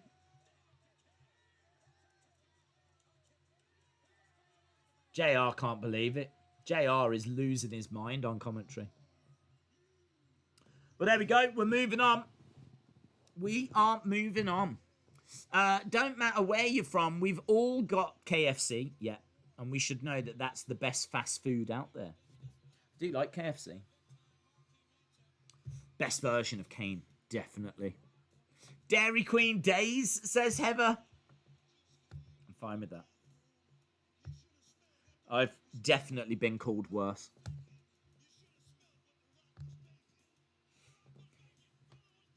We've got DX making fun of the Nation of Domination.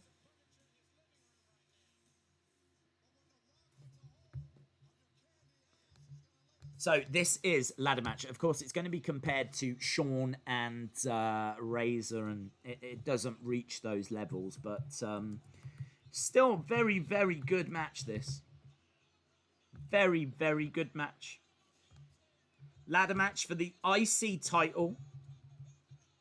And as we said, it's got the whole Nation of Domination DX connections.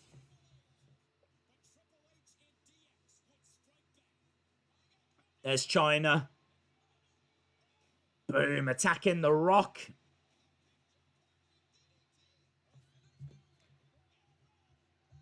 Pedigree.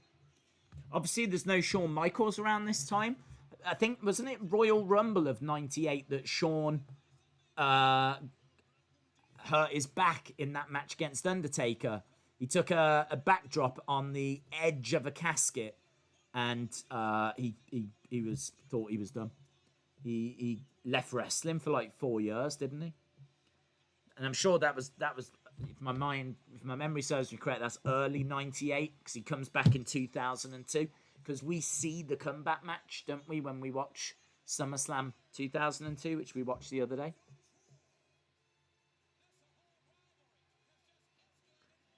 So yeah, no Shawn around at this point.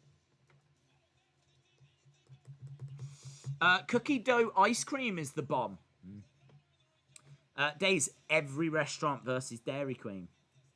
I don't know anything about Dairy Queen, so I can't really comment. You've literally just seen me find out about it, so I can't tell you if their restaurants are good, bad, what they sell. I'm guessing it's dairy products. Like cheese. I should imagine they do cheese. Maybe some creme fraiche. I don't know. Fun fact, I can see other people's comments even though they have blocked me.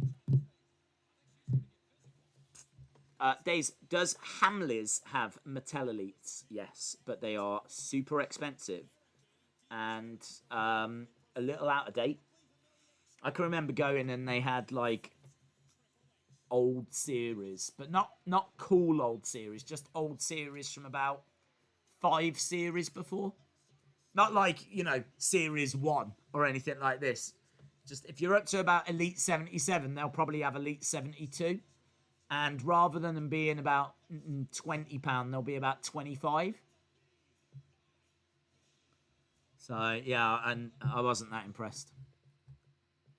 Days, this has turned into a food channel. This has always been a food channel. Right. Are you ready? Yes! I'm ready for a bit of a live DX performance. Look at this. How cool is this? You can't tell us what to do. You think you can tell us what to wear? You think that you're better? You better get ready. Bow to the masters. Break it down, put them in a bump. Yeah! It's got to be up there, innit, with one of the best themes. Boom. That's the brace, boy. Yeah! Breaks, little man.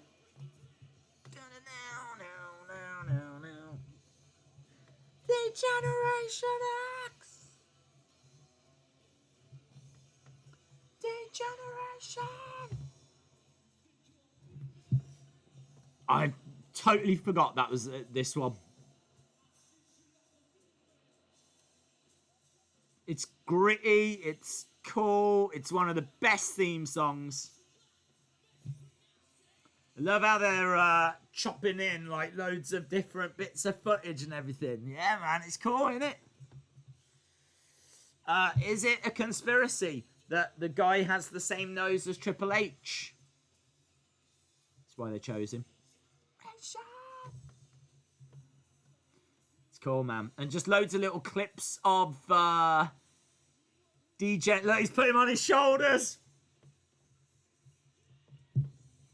It's cool. China's in... this is summer China. We've got summer attire China. This is like China. She comes in the beach house. She's got like her convertible as well. This is Fun Time.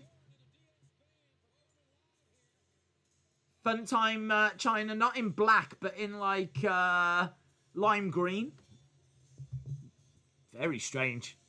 Why is she in lime green? Here is The Rock with Mark Henry.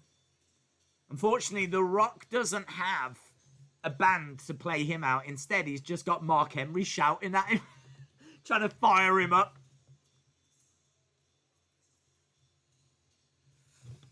Right. Then, let me tell you what Meltzer Baby gives this, because I know this is a great match. I know it doesn't get quite to the levels of what we saw at WrestleMania 10. But the big Meltzer Baby in the sky. Yeah? You know the baby on like Teletubbies. Think that, but Dave Meltzer. That decided, proclaimed that this match is 4.25 stars. 4.25 stars. If it had happened in the Tokyo Dome in Japan, this would be a 20-star match.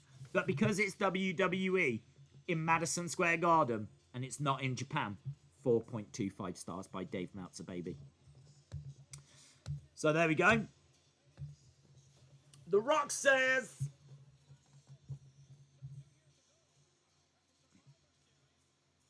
Mark Henry staring at Fun Time China.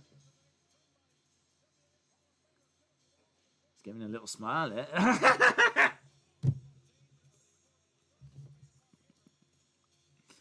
Mark Henry doing a lizard impression. He was constantly trying to make her laugh. That's something that they actually talk about. He really loved China. Like, he had a lot of time for her. He's blowing her a kiss, and she's just staring at him, and she wouldn't crack. Apparently, she does at one point. Intercontinental Championship. If you smell what The Rock is cooking. We're back onto food, people, says Anadas. Yes, we are. He is cooking Dairy Queen. That's what he's cooking. What is the Rock cooking today? That's going to be my new segment on the streams. It needs a whole song and everything. What is The Rock cooking today? It is Dairy Queen. It's Dairy Queen ice cream. Wrapping the championship belt, suspending it. What was that thing? What's he got in his hand? What's the ref got? Well, the belt's gone round. I don't know what the ref had in his hand there. So there we go, suspended above the ring. The Rock, not The Rock, but The Rock versus Triple H. Hunter in tights, purple tights. He hadn't discovered the black trunks at this stage. Clothesline, down goes The Rock. And as we said, this is a great match. Days, do you like cheeseburgers or hamburgers? I like both. I like cheeseburgers and hamburgers. Nice. Knee to the face. I'm going with The Rock. It was a weight that was attached to the cable so that it would come down quicker. Cephas 79. That is exactly the kind of knowledge I love. Love that, Cephas 70. In fact, Cephas, look. You get a round of applause.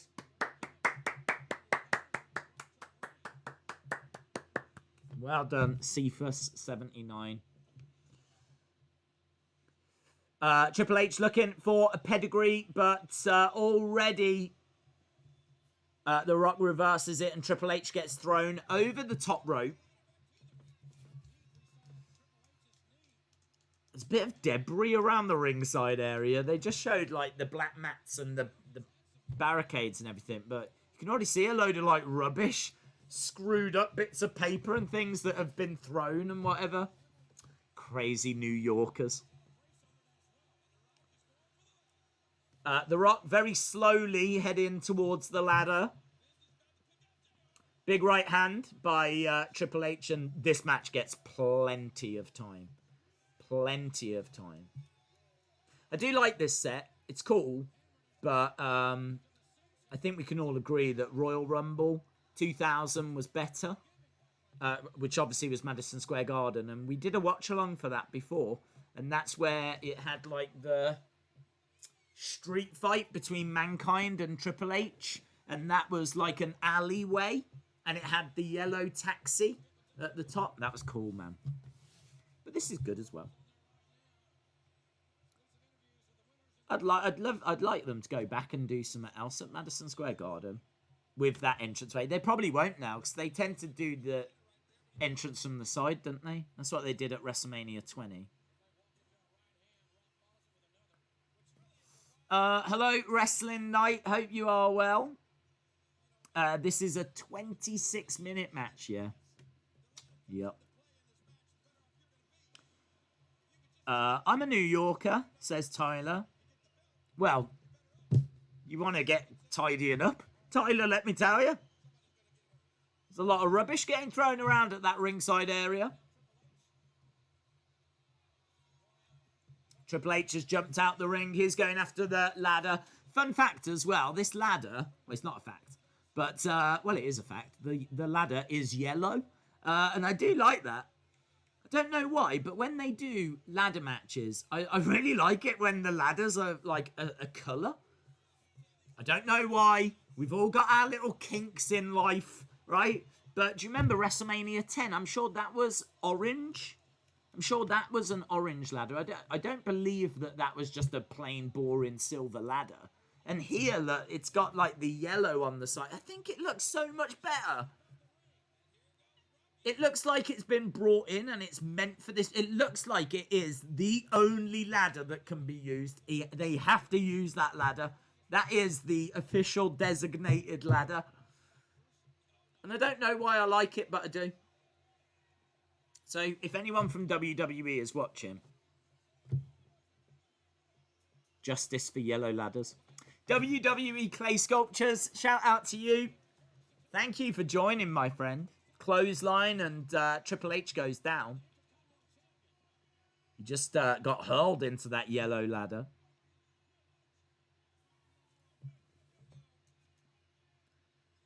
Yellow ladder getting thrown into the ring. It's more visually pleasing, says Miss Clownmite. You're absolutely right. You've nailed it. You've just said in, like, a few words what took me about 20 minutes. Here's me going, I don't know why. I can't work it out. We've all got our little weird things. And you're like, is it because it's more visually pleasing? It's like, yeah, you're right. Yeah, it is that. It's definitely that. Right, Triple H is down outside the ring. The ladder has been set up and The Rock is starting to climb up. Triple H. Nice. Axe handle. Ooh, ladder fell onto Triple H. Not with a great deal of force, but still. Gaming in Real Time says, hey Days, I am hyped for SmackDown tomorrow. Are you? Yes, I am actually. I am looking forward to it. Days, your subscribers are called Daisyiacs. I've never really been into that, if I'm being honest. I just kind of feel like people that subscribe are subscribers. Do you know what I mean? They're just nice people. Nice people. That's what they're called. That's it. Oh, everyone that subscribed to your channel, what are they called? I don't know. Insane? How about that? Triple H is using the visually pleasing yellow ladder, driving it into The Rock. He is using it as a weapon. The Rock needs D'Lo's chest protector. That's what he needs. Why didn't he borrow it? I don't understand. It's anything goes, so surely you can wear a chest protector here. Do you know what I mean? Where would WWE be without Triple H today? It's a good question. You'd have to think that NXT wouldn't have been the success that it became.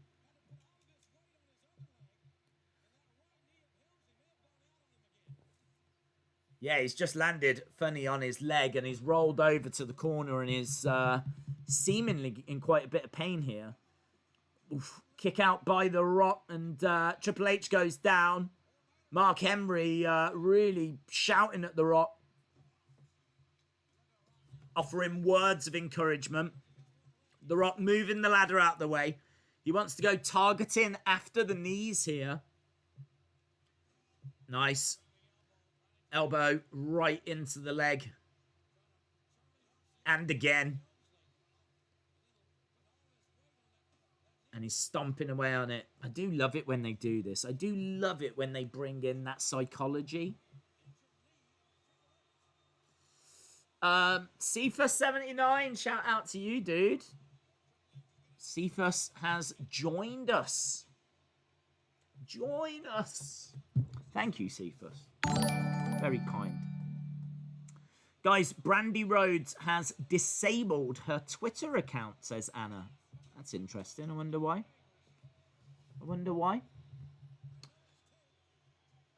It's over the way AEW use their women's division.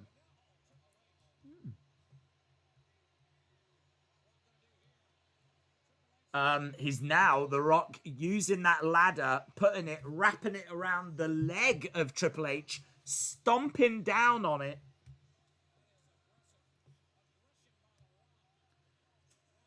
So, The Rock grabbing the chair. Oh, stomping away. Oh, The Rock smacks the chair into the ladder. And the ladder is wrapped around the knee and the leg of Triple H. And as we said, great psychology here. You don't mind long matches like this if there's like a story to it.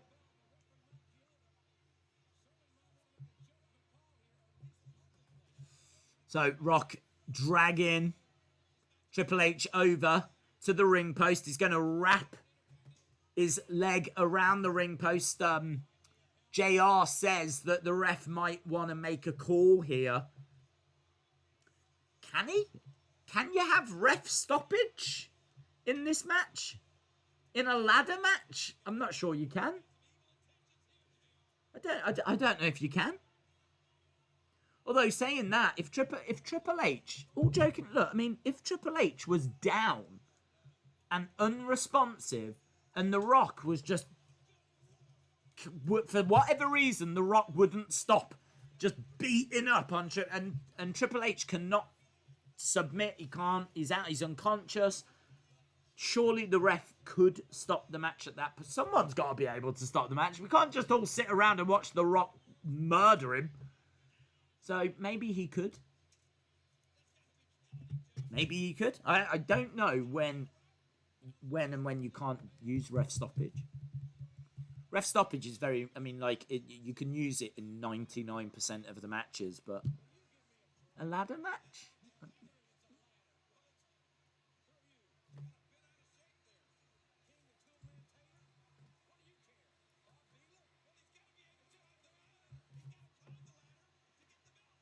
Okay, so he's got I'm just listening to JR and Jerry Lawler arguing. The crowd are really into it. Really loud Madison Square Garden crowd. This is a match they're really pumped for. The Rock is right at the top of the ladder. He's so slow.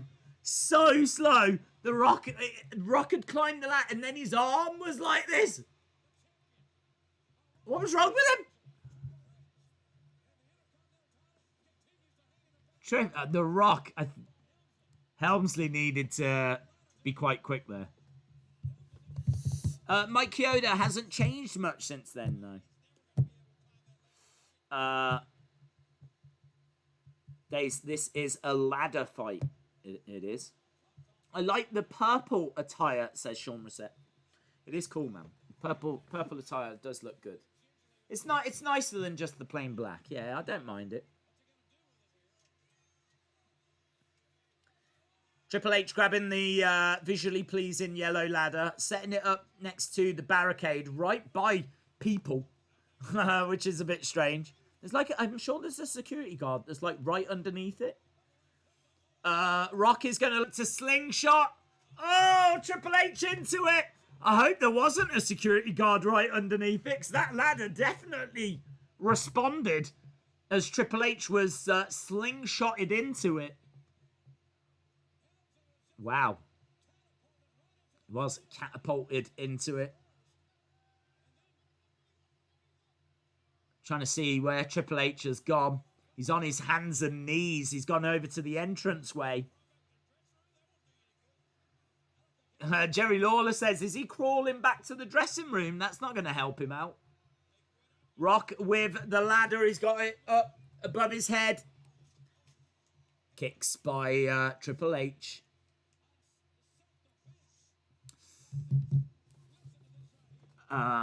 He's doing whatever he can. Who? What? Don't buy 2K20 and waste your money. Yeah, it's not meant to be great, is it? Apparently, it was on sale.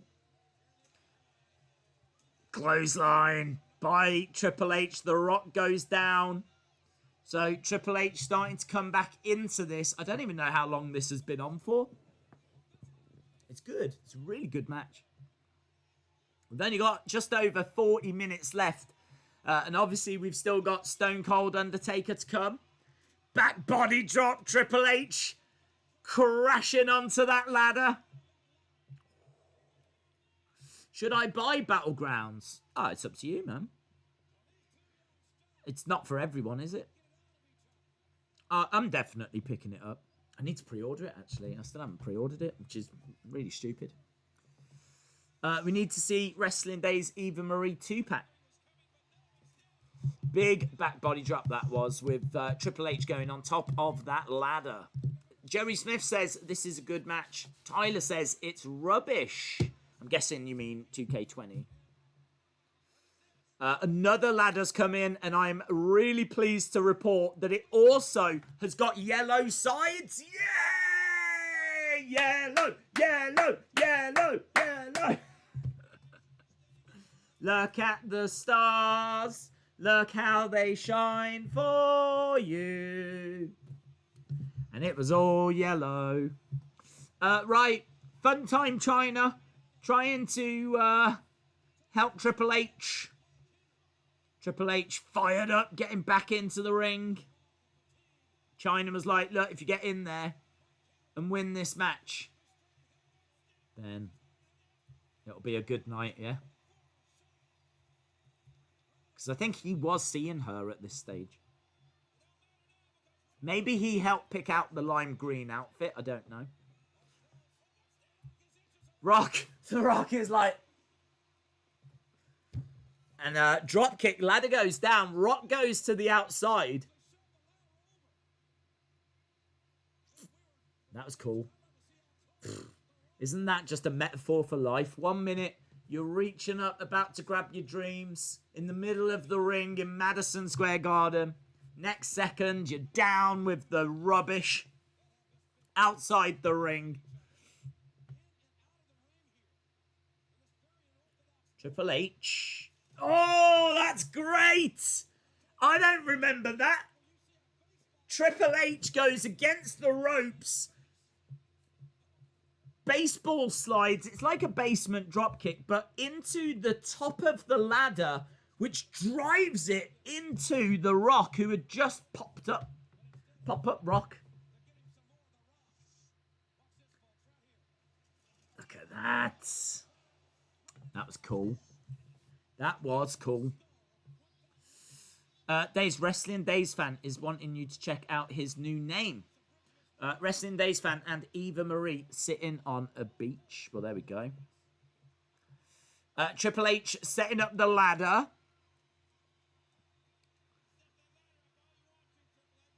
Rock obviously down outside after having the top of that ladder driven into his face.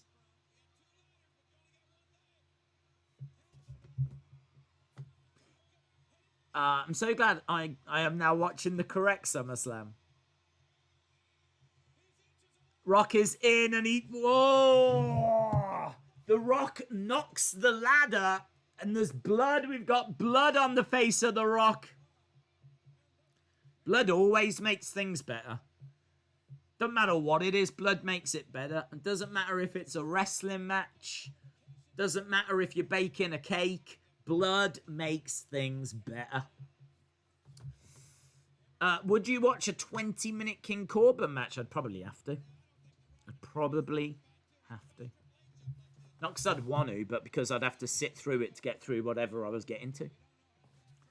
Colin Campbell says, I enjoy playing 2K20. It's not the best game, but it's worth $15. No more than that. Bump in the night is okay. Well, there we go. I mean, even someone that enjoys the game is saying it is definitely not worth more than $15. That's amazing. DDT, both are down. We've got one ladder that's lay out in the ring. One that's kind of balancing between the ropes set up in the corner. This has been a really good match. £10 Podcast says, blood always makes things better. It does. Absolutely. It's, I think, the sign of a really good first date.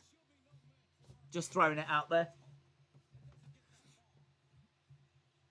How did the date go? Well, there was blood. The Rock starting to climb.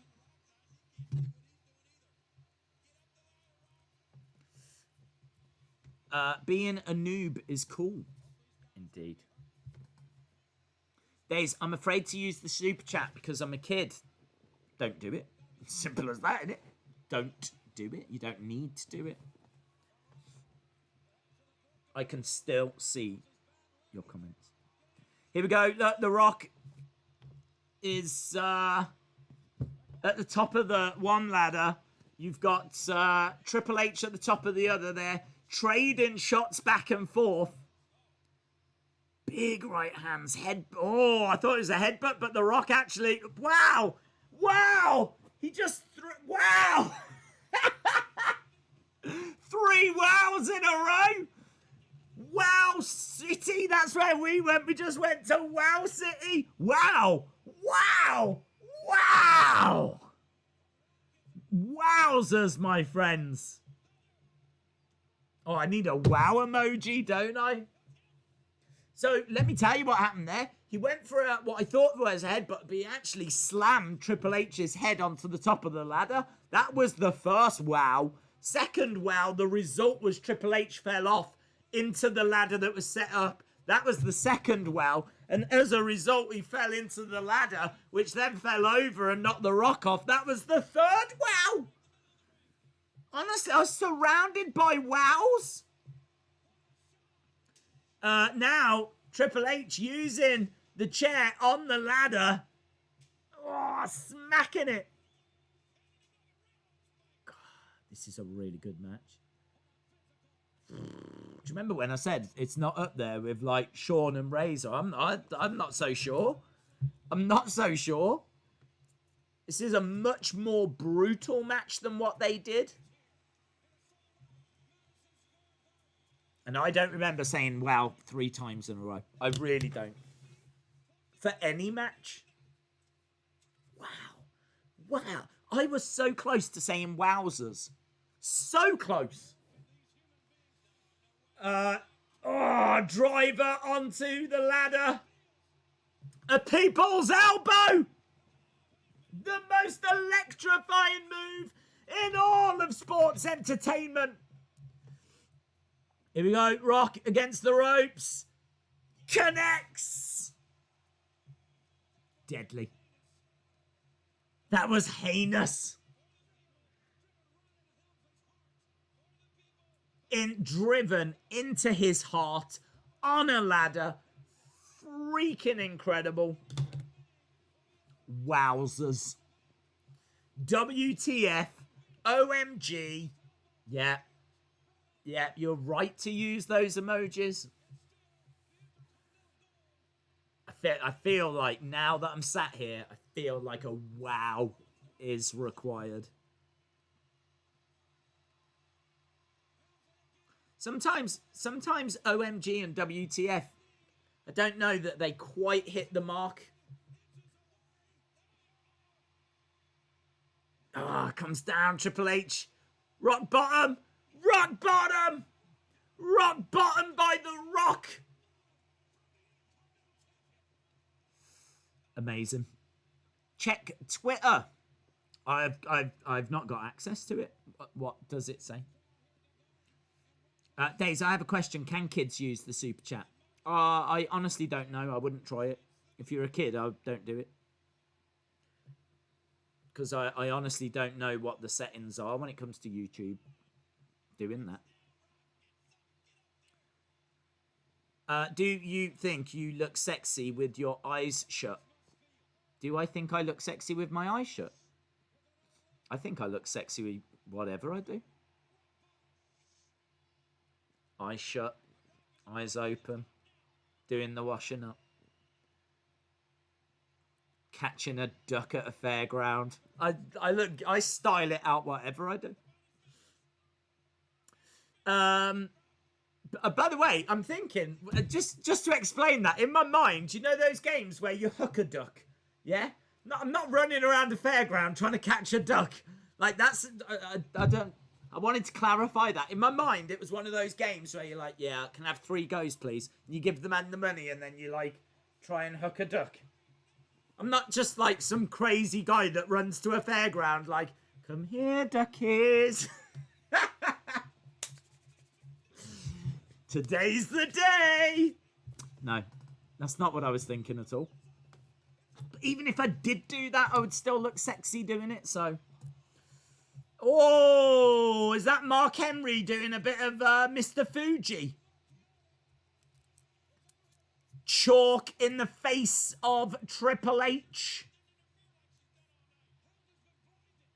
Helmsley can't see. How's he meant to climb a ladder? How's he meant to go up if he can't even see? There you go, he's trying to climb up. It's like, where is it? Where is it? Is it over there? I'm on a ladder here, but where is it?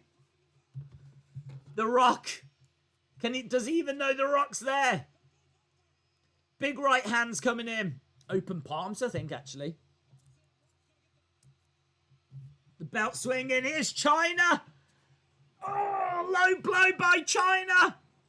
The Rock goes down. Lots of moving parts here. Lots of things going on. China trying to cheer on the game. Is he going to do it? It's swinging. He's got 1 hand on it, 2 hands on it. He's got it. Triple H wins, all thanks to summertime China.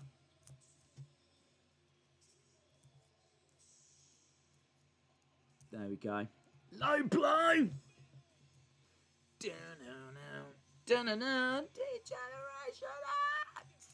Amazing. Rock is selling this for all it's worth, says Heather. J14 says he did it.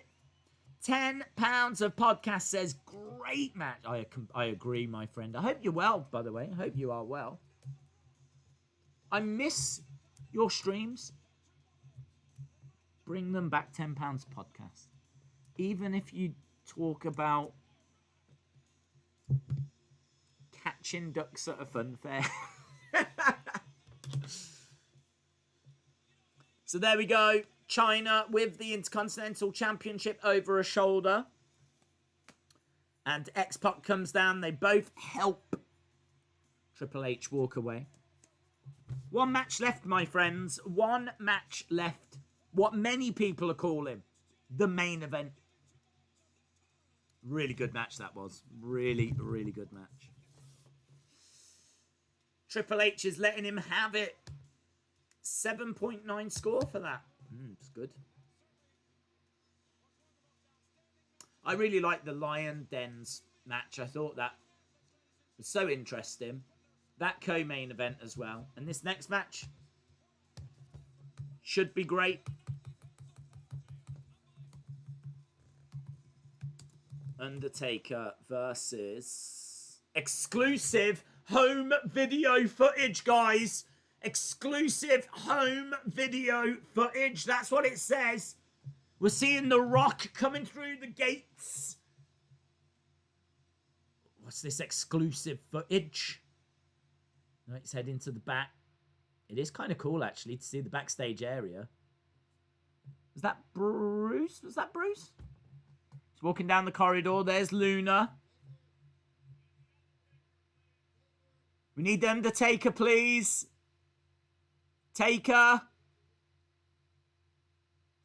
That was really interesting. Vince, you could hear Vince saying, "Can we get Undertaker, please?" Blood on the face of The Rock. The Rock doesn't need no damn help. Can we get Undertaker, please? Undertaker.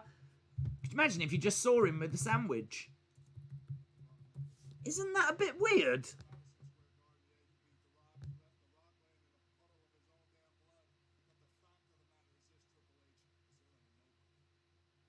Isn't that a bit weird, like, to see behind the scenes like that? To hear Vince saying, "Can we get Undertaker, please?"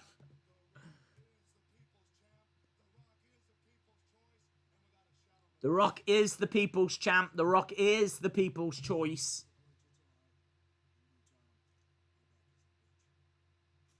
Payback is a big...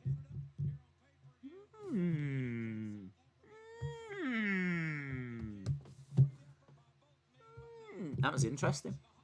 Had The Undertaker started his scary Ministry of Darkness gimmick by this point? I want to say yes. I want to say yes. It's got, yeah, he must have.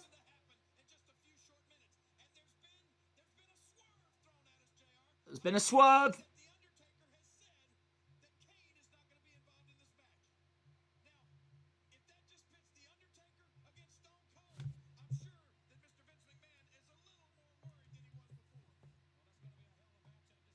Okay. Days has officially turned heel by refusing to sing Dreamweaver. Tall Paul said, "I love the exclusive home footage." That was cool, wasn't it? Days, can you take your beanie off? I've never seen you without it. I've took it off loads of times, dude. Tons of times. Do you think the new faction on Raw is NXT, guys? I don't think so, just because the way they celebrated when they threw that petrol bomb was so lame and cringy.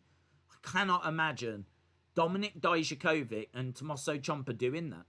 I just cannot imagine them being like, yeah, see what we just did there? Yeah, that showed them. Oh, yeah. I just can't imagine that. So, in my head, it's like, maybe the people that were let go. Like Rowan. But I don't know.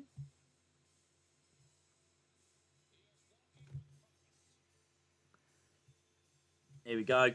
In his full regalia. Days, how old are you? I'm 21. Days, give me a shout out or I'll give this stream a 0. I shouted you out, didn't I, dude? Wrestling Days fan. I tell you, I'm feeling it on my shoulder again. I think it must be how I sleep. But I had some shoulder issues the other week, and then it went, and now I'm just a little... It's all the excitement. It's all the wowing I've done. I can't sit here wowing away like nothing's going to happen, because eventually it's going to throw my shoulder out. Right.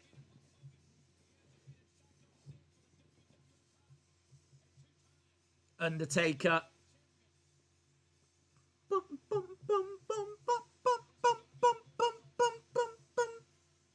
It's very dramatic. Very dramatic. Goldberg is the man, says that person. I bet they're not holding that sign anymore. So, Undertaker wants his belt back. Current champion, Stone Cold Steve Austin, stands in the way. This is going to be 20 minutes long. It's going to see us to the end of the show. This is our main event. Days, why do you always mispronounce my name? You're squashing the A and the Z together. Imtiaz. A-Z. That's how I've always pronounced it, Imtiaz. Imtiaz. A-Z. I don't say Imtiz. If I pushed the A and the Z together, it would just be Imtiz. So I say Imtiaz. And that's your name now. Like, that cannot be changed. I don't care what your parents called you. More people know you now, surely, as Imtiaz. What if the new faction is Steph's kids? Yes. Days, what's your thoughts on AEW NXT ratings? AEW got 901. Wow. Wow. Wow. I haven't seen the ratings, so you're getting my initial, I should say, reaction. AEW getting 901 is huge. That's a big rating. That's a big number. They're normally around 700,000. In all fairness, NXT getting 753 means that 1.6 million people watching on a Wednesday night is across the two is big. To be expected. I don't think anyone expected NXT to beat AEW. AEW consistently win the ratings. There was about 3 weeks where NXT did it, but they didn't really promote any big names for this week's show. It's not as if they had Bayley and Sasha on again, which is, I think, when they were winning the ratings. So I expected AEW to win. If you'd have asked me, I wouldn't have said they'd have got over 900,000, though. So, there we go. Kind of a pretty standard week, I think. Just higher than expected. Right, Stone Cold has made his way down, by the way. And we are underway. There's no waiting around here. This is for the championship. I can tell you that both guys were hurt at this stage. Stone Cold is knocked out during this match. Stone Cold is knocked out for about 2 minutes. And when he's down, the ref has to tell him, you're in a match against Undertaker at Madison Square Garden. Because he's like, where am I? He doesn't know where he is. He gets knocked out and he's like, where am I? How amazing is that? And then, of course, what with being a bad SOB, he carries on with the match. I wonder if they would do that now. I mean, now that we know a lot more about concussion and head injuries, if someone was to show that they'd been knocked out, concussed, I wonder if they'd be allowed to continue. No, in WWE, the answer is absolutely yes. Any other sport? No. Knee strike by Stone Cold into the arm of The Undertaker. Why can't all WWE pay-per-views be 3 hours long? It's nice, isn't it? It's nice. Days, don't end the stream. Take it past 3 hours. I think we're going to sneak past 3 hours anyway, because I think we were talking for about 10 minutes at the start, to be honest. I actually don't know how long we've been streaming for, but my guess would be that this is 2 hours 42. I think we did about 10 minutes before, so we'll probably stick around to get the scores at the end anyway, and it'll probably be there or thereabouts. Days, it's amazing how big of a wrestler Stone Cold was since his career was so short. You're absolutely right. Absolutely right. I mean, you're talking about, was he ringmaster in 95 to 96? I mean, yeah. He's only at the top for like 4 years or whatever, but it's just red hot in it. They kind of could have had some, I think, similar with Daniel Bryan. That's probably the closest we got again to that. Like Daniel Bryan and the whole yes chants and WrestleMania 30. If there was a way of stretching that, just think of the build. It's not only WrestleMania 30. It's kind of the year before, 2013. If you think about everything that Daniel Bryan went through, it was Daniel Bryan, John Cena at SummerSlam in 2013, and he wins the title, and then someone cashes in. Is it Sheamus or Randy Orton? I can't remember. Someone cashed in on him. And then, like, it's just he constantly was getting cheated out of the title. And they were doing some really interesting stuff with him throughout 2013. So Daniel Bryan had a couple of years. But injury meant that it wasn't prolonged. I suppose I can't say it was going to be as big as Stone Cold because that was just incredible. But yeah, Daniel Bryan, I mean, go back to some of those crowd reactions that are absolutely insane. I love that one where they're all in the ring. You got Triple H. I think Triple H is trying to talk about combining the titles, and he's got both belts, and there's loads of wrestlers, previous champions, and the crowd are not interested. They are just chanting Daniel Bryan. Daniel Bryan. Daniel Bryan. Triple H is trying to talk, and it gets so loud he has to pause, and he waits, and this is on Raw. And in the end, Mark Henry gets so fed up, he just holds up Daniel Bryan's arm just so the crowd can get it out of their system. And they're like, yes, yes, yes, yes, yes. Yeah, they are so loud. So good. So good. I wish we had a star like that right now. It's hard to know if we do or we don't, because obviously we're not seeing those crowd reactions. My gut feeling is the crowds wouldn't be that way for Drew, and they wouldn't be that way for Braun. I think The Fiend would be getting good reactions. Fiend's attack on Alexa would have been huge. But really, outside of that, who else is there? I don't know that there is anyone right now, and that's such a shame. Such a shame. We're really lacking that at the moment. Stone Cold has dragged Undertaker over to the corner, wrapped his leg around the ring post. And again, this is a decent match as well. This match, before I jump back into the chat, let's tell you what Meltzer Baby gives these. In fact, let me give you all the Meltzers. So, D'Lo versus Val Venis, 1.75 stars. Oddities against Kaientai, -2 stars. X-Pac against Jeff Jarrett, 3 stars. Edge and Sable against Jacqueline and Mark Mero, 1.5 stars. Ken Shamrock against Owen Hart in the Lion Dens match, 3.5 stars. New Age Outlaws against Mankind, 1 star. And then that brings us to these two matches. Triple H against The Rock, 4.25 stars, and it deserves every bit of that. That is easily match of the night, easily, and is absolutely incredible match.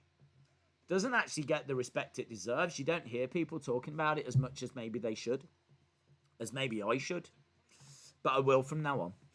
And Stone Cold and Undertaker, this is our main event, and it gets 3.5 stars, so it's not... The giant Meltzer Baby in the sky is quite pleased with what he sees here.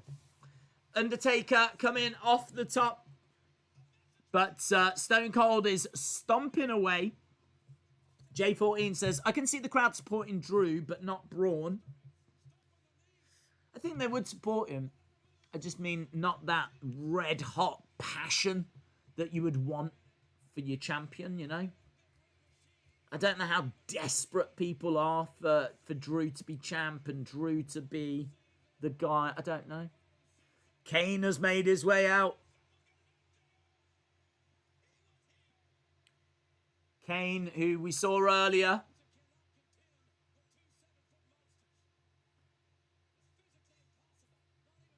Days, can you shout Mama Days? Can I shout Mama Days or shout out Mama Days? I can shout out Mama Days. Undertaker is saying to Kane, is he telling him to leave? Yeah, he wants to deal with Stone Cold on his own. Big right hands coming in by Stone Cold. Undertaker replying with some strikes of his own. Stone Cold going down and trying to grab the leg of Undertaker, trying to drag him out the ring, and Kane's just walking away. It's a bit strange. Kane's left. Kane's like, all right. Will he be back? Will he be back and then get told to leave again? Stay tuned. Stone Cold's got to be confused, because even I'm confused. Who comes down to ringside and then just leaves? That never happens. kind of refreshing in a way. Go away. Oh, okay, sorry.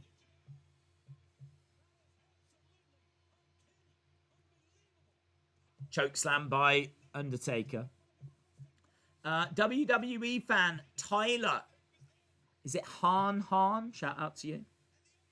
The crowd would support Otis. Do you think so? I think they'd support him, but I don't know if it'd be red hot. They just haven't done anything with him. Since he won Money in the Bank, that is. Double axe handle by Stone Cold. Undertaker goes down. Stone Cold sucks sign. Surprised to see that. Stone Cold sucks. Stone Cold, one of the biggest stars. Universally loved. There's a Jennifer 316 sign. They're fighting in the entranceway right now. Going over to the stands. They're going in with the crowd. Oh, man, could you imagine if you had tickets there? Imagine if you're just watching SummerSlam and then they're coming down and they're starting to come up and they're starting to walk across where you are. It'd be amazing, wouldn't it? I'm seeing a lot of backwards baseball caps as well. Well done, New York. Yes, backwards baseball clap. Loving it. Hey, I'm walking here. Hey, I got a baseball cap. I'm wearing it backwards. I'm trying to walk here. Hey. That's my New York impression. New York, love you. Couple of baseball caps being worn the right way as well. So it's a jungle out there. It's an absolute jungle. There's the Goldberg is the man sign. Undertaker with a big clothesline and Stone Cold goes over the barricade. Stone Cold collapses down by the ringside area. They literally just did a loop. It was nice. Nice. Had a good look around. Good look around the garden. Vince fears talent. Sign in 98. A time travel has been confirmed. Oh, man, if we see an AEW sign now, I will freak. I will freak. Stone Cold gets put back into the ring. Days, do you think Stone Cold could come back for one last match? I don't know. I don't know. I don't know where he is. I think he said he could do one more, but I don't know. Look, the ratings are that bad. They'll probably take him up on it. One last time, Stone Cold versus Vince McMahon. You can just see it now, can't you? WrestleMania 37. One final time. The match to end the grudge. And they won't do it. Vince is too old now, isn't he? Maybe Shane. Maybe Shane versus Stone Cold. On Raw Underground. Undertaker stomping away. Vince is such a brilliant businessman, yet in the 90s, he gave Austin free reign with his contract. Wow. I mean, he couldn't afford to lose him, could he?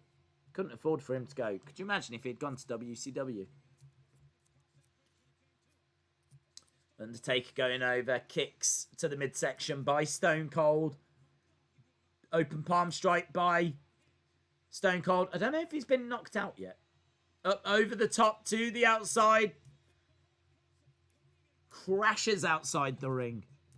Hello, WWE Fan 14. Coaster Maniacs, did you see who I just announced I have? I didn't. I've been streaming away for the past few hours, my friends. Who you got coming up? Ooh, into the steps goes Stone Cold. I would like to see Stone Cold against John Cena. That would be good. Undertaker flips the top off the commentary area. If Stone Cold returns, he should fight The Rock. I really think we're getting The Rock Roman next year. I really think we're getting that. I'll be amazed if we don't. Because it's Hollywood. You would think The Rock would have one last match. He will definitely do it for Roman. Undertaker. And that's a big match as well. That is huge. They did mega buys for John Cena, Rock, 28. I think it's still the most watched WrestleMania. So, you know they'd want to do that. Paige is coming to the VIP lounge. Wow. That's amazing, dude. How did you manage to get Paige? I didn't know you had such connections. Very impressive. Undertaker up top. Stone Cold. Oh, goes crashing down onto Stone Cold. Oh, they're broken in half. That was amazing. Undertaker channeling his inner Shane McMahon. That's amazing. That is amazing, dude. Coaster, that is very, very impressive. There's a lot of love for Paige. A lot of love for Paige. You know, she did a lot for the... I mean, I obviously don't need to tell you, but a lot of people would look at her winning the NXT title as being the beginning of Women's Evolution. When you look back at Women's Evolution and the Women's Revolution, I think, yes, the Four Horsewomen have played their part, but I think you have to say that it's Triple H, NXT, Emma, and Paige. I think that match, setting up a women's division in NXT so that there was good talent that could shine, that could be developed, I think that's the biggest change that WWE made. Having a credible women's division in their developmental system. And Paige played a massive, massive part in that. Because she was the one that spearheaded it. So I think rightfully she is the one of the big reasons why we got a Divas Revolution Evolution. Because after that came Sasha, Bayley, Charlotte, Becky. But it was after that. Stone Cold goes over to the corner. Of course you go before that and you've got great people. But they weren't given the platform, you know, that they got in NXT. Stone Cold going over to the corner. Big boot by Stone Cold. Days, I feel like Roman should have been at WrestleMania 31. She's going to send me an autograph figure. I'll share an image of that on Twitter when I get it. That's amazing, dude. I've no idea how you've managed to get that connection, but that's big news. Miss Cam 1 says, Paige brought more legitimacy, in my opinion. Days, can you yell out, Mama Days? Why would I do that? Why would I do that? If I did that, she might hear me. I doubt she would, but she might hear me. And then she might come running. And the last thing we need is a running Mama Days. Stone Cold is starting to get up. Both guys were down. Where are we on this? I don't even know how long's left. Here's us chatting away about various different things. We've got 5 minutes left. We've got 5 minutes left. How have we only got 5 minutes left? This is madness. Scenes. 5 minutes left here. Big strike coming in by Stone Cold, who is going home with the belt. Against the ropes. Goes Stone Cold. Nice. Thez press. A Thez press by Stone Cold. Elbow drop. I must have missed the bit where he got knocked out. Unless it's coming up. Undertaker driven back in the corner. Oh, reversed. He goes chest first. Oh. He was looking for a Stone Cold Stunner, but couldn't. I don't think he got it. Yeah, it was almost a net break. It was really weird. He didn't quite get it, and Undertaker gets his shoulder up as a result. The scenes emoji is out. The scenes emoji is out. Against the ropes goes Taker, duck underneath. He's got Stone Cold looking for a choke slam. Boom! Plants it. Plants it.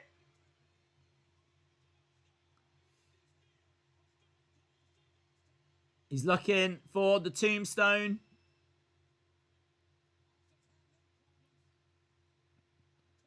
Here we go. Picked up. He's got him on his shoulder. Pushes Undertaker into the corner. Boot.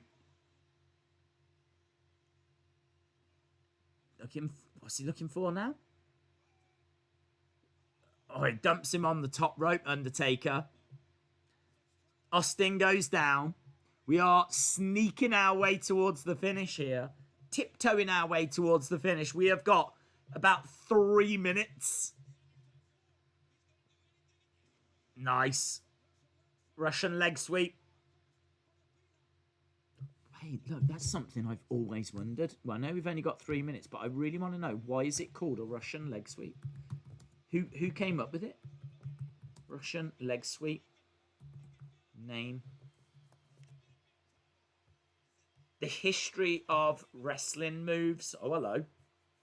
Oh, I'm loving this. Botchedspot.com. What's this? Back in the 1950s, we lived under constant fit. What's this? What's this about?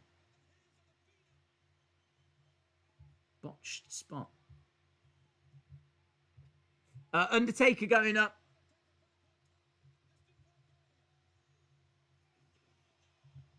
Down. Oh, it doesn't give me a name on this site.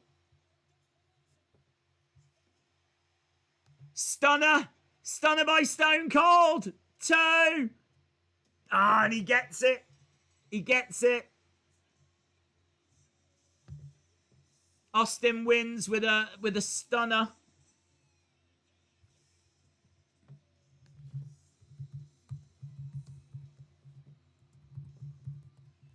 So a stunner by Stone Cold.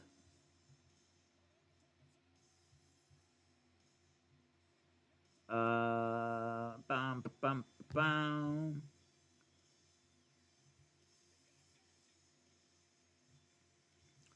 I can't see anything anywhere that says why it was called that. That's going to be something I'm going to have to look into a little more. I'd love to know why it's called a Russian leg sweep. I mean, obviously, I'm guessing it comes from Russia, but why? Who came up with it? Yes, the Russians. But, Undertaker with the belt. He looks at it. He's like, it's trash anyway. It's not the Winged Eagle. Oh, I thought it was the Winged Eagle. Are we not fighting for the Winged Eagle? What's this? Oh, no, I didn't want it anyway. Undertaker with his hands on his hips. Someone's brought a Stone Cold Standee. Someone's brought a full-blown Stone Cold Standee and he's waving it around in the entranceway. How strange. There's a Goldberg suck sign. I think it's a t-shirt, actually. Someone's holding up a Goldberg sucks t-shirt. That's kind of funny, isn't it? Someone's got a sign that says Goldberg is the man, and it's only just dawned on me that at this point, Goldberg is in WCW. This is obviously when WCW is still happening. The Brothers of Destruction side by side in the entranceway, staring at Stone Cold. I'm surprised Vince didn't take that Goldberg is the man sign off that person. Oh, why isn't this a tag match now? We could have the Stone Cold Standee on the edge of the ring and Stone Cold in the ring against Kane and Undertaker.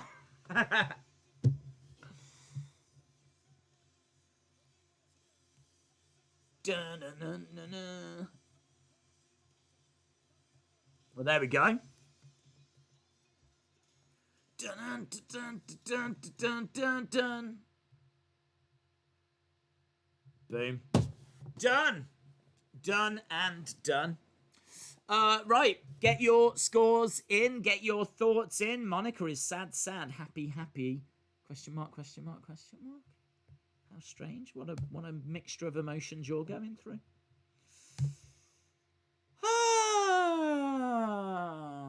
I don't know why. Oh yeah, yeah. I need to work that out. I just did the members only stream, and the chat there, the emojis are really small. So if you check, I've only just noticed this looking at this one.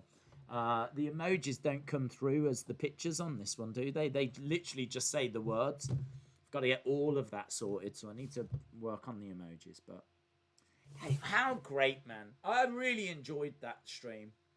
I really enjoyed it. I don't even know why, because a lot of the show was just like, meh. I think we just had fun. And you know, that's all right sometimes, isn't it? Just to have a bit of fun. But I really enjoyed it. And I thought that those last two matches were great. Lion's Den match I thought was really good. Some positives. And you got to cling on to them positives, haven't you? Cling on to them positives. So get your thoughts in, get your scores in. 7.8 says Tall Paul. Shaquem says 8.5. 9 says William Hensey. Monica King with an 8.5. 6.24 from Joey. 6.9 from WWE Inside Access. 8.2 from No Wrestling IQ. I'm sure that's not true. Brian says 3.8. 11 out of 10 says Ryback. Hi, Ryback. The last two matches, 10 out of 10. I enjoyed this pay-per-view, 7.75. J14, 8.25. Jason with an 8. John with a 7.25. I think realistically, the early part of this pay-per-view is not great. Do you know what I mean? Honestly, I'm around a 4 or 5. I had a great time on the stream with you guys, but the matches are not great. So, but I do think that the matches do start to pick up as we start to kind of move along. So I'm not going to go crazy with this. I'm not going to lose my mind with the score on this one. Claim that it's like some kind of groundbreaking, earth-shaking pay-per-view, and I don't think it is. The two main event matches are great. The Lions Den match had loads of potential. It's a real shame they didn't do more of it. Outside of that, there's not much. Edge looked all right in his debut. That's about it. So I'm going to say that this is I think a 6.75 might be fair. I think that's probably about fair. Just above average. Oh, I mean, overall as a show, just above average. Had one great match, Lion Den's match. Is 7 a bit fairer?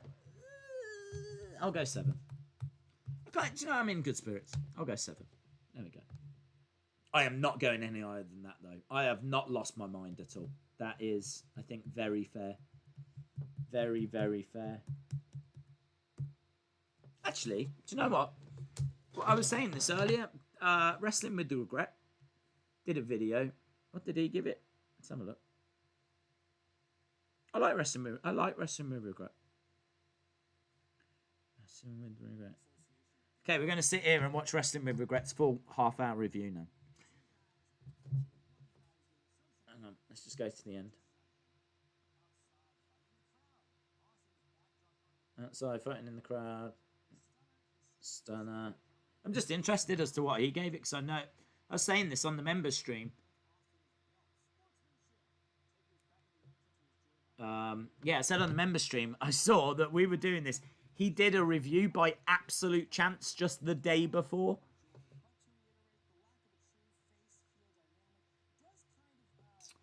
Days, if you play Jackbox TV with Coaster, I'll donate £50.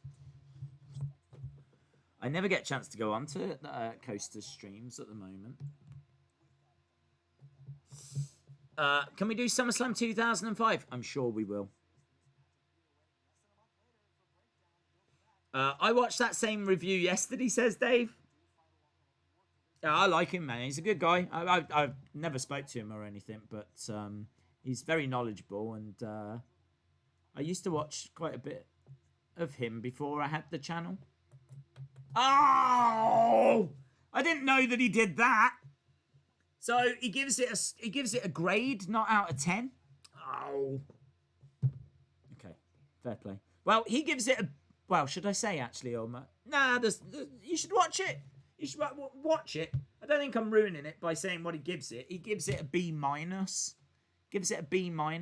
Is a B- a 7? I think it's about a 7, isn't it? I think we're probably about on the same wavelength there. So, there we go. I've given you Wrestling with Regrets thoughts. I've given you my thoughts. I've given you Dave Meltzer's thoughts. I am so giving. I am in such a giving mood at the moment. I've given a lot. I've given a lot there.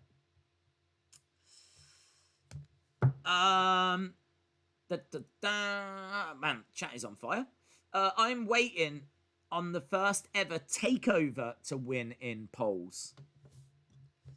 We'll still keep putting that in because I do want to go back to watching that. Again, it's another one of those shows that I won't have seen since around that time. So I think the main event on it is Bo Dallas against Neville, which doesn't sound amazing, but I do remember the show being very good. I think it's also got Tyson Kidd Cesaro, is it? I can't remember off the top of my head. Paige and Emma in a rematch. So that's on it as well. So yeah. Right, we have got 3.5 minutes. 3.5 minutes, and then I am gonna bid you farewell. So 3.5 minutes, and then we will say goodnight. Thank you to everyone that's joined us. I'll tell you what blows my mind, right? I never get to see the numbers of people that join us because I'm always on various different screens. And plus also I don't care. It is the truth. Do you know what I mean? It's like if you're with us, brilliant. I'm focused on trying to give you a good stream if I can. I mean, I do try. I might not succeed all the time, but I do try. So it doesn't matter to me if there's 20 people here, 40 people here, 50 people here, whatever, right? But YouTube have actually made a slight change where you can actually now see like how many people have joined you throughout the whole stream. And I can just see here that we've had over 225 people joining us pretty much throughout a good chunk of this stream. I would say since like 40 minutes in, we've been consistent with having that many people. That is incredible. That honestly blows my mind. So a massive, massive thank you to everyone that joined us. Certainly when we started doing this, I didn't think that the appetite for these kind of watch-alongs would be on that scale. I did not expect it to be on that scale. So it's a real eye-opener. So I'm really pleased that many people enjoy it. So thank you all very, very much. I just wanted to point that out because, as I said, I never see those numbers, but YouTube has actually changed a few things behind the scenes. And just now I've just got the graph. There's a graph that shows me. It's amazing. I'm going to watch WrestleMania 4. We have got that coming up. Days, if and when do you think we'll see Ronda? I don't know. Days, can you join Coaster's stream? Sadly not, 'cause I've not even touched Wrestling Escape Pod. And that's got to be edited, uploaded before like tomorrow. So I literally am going off to do that. But I hope it goes well. Shout out to Coaster. There's a lot of excitement around his streams at the moment. He's getting some great people. So, yeah, brilliant. Like Paige, as he announced earlier, which is awesome. WWE fan Tyler says Days is amazing. Shout out to you, dude. As I said, shout out to everyone that's joined us. John, thanks for everything, Chalmers. No, thank you, dude. This was another great stream, says Heather. Look, I didn't want this to be a loving. That's not what I'm trying to do. Wrestling Escape Pod, says Austin. Yeah. I mean, hopefully it's not going to take me too long to edit. I feel like because this week's Wrestling Escape Pod is about Raw Underground, which it wasn't originally going to be, but Tommy wanted to do it instead of SummerSlam, which I was like, okay, yeah, let's do it. What do you want to talk about? So it's on Raw. So I'm kind of hoping that because it's not this crazy big subject, it should be a bit quicker to edit, but we'll have to wait and see. Days of Love Your Toy Hunts. They love you as well. Right, on that, I think we are done because I really do need to go and edit this. So thank you to everyone that joined us. Really, really do appreciate the support. We are back tomorrow for SmackDown. We are back on Saturday for quite a tasty UFC. There's a big heavyweight fight this weekend. Obviously, it's not the weekend because it's a big fight this weekend, but the weekend after, Stipe Miocic versus Daniel Cormier for the UFC heavyweight championship, the heavyweight championship on the line. Not this weekend, the weekend after, but there's still a big fight this weekend. So we've got that coming up as well. So plenty, and Wrestling Escape Pod, of course. Plenty going on, but yeah, it seems like Coaster's got a stream coming up, so you can jump over there. As I said, I need to get this thing edited, so I am done and off. Thank you, everyone. Love you all. You know that to be true, and hopefully see you again next time. Bye for now.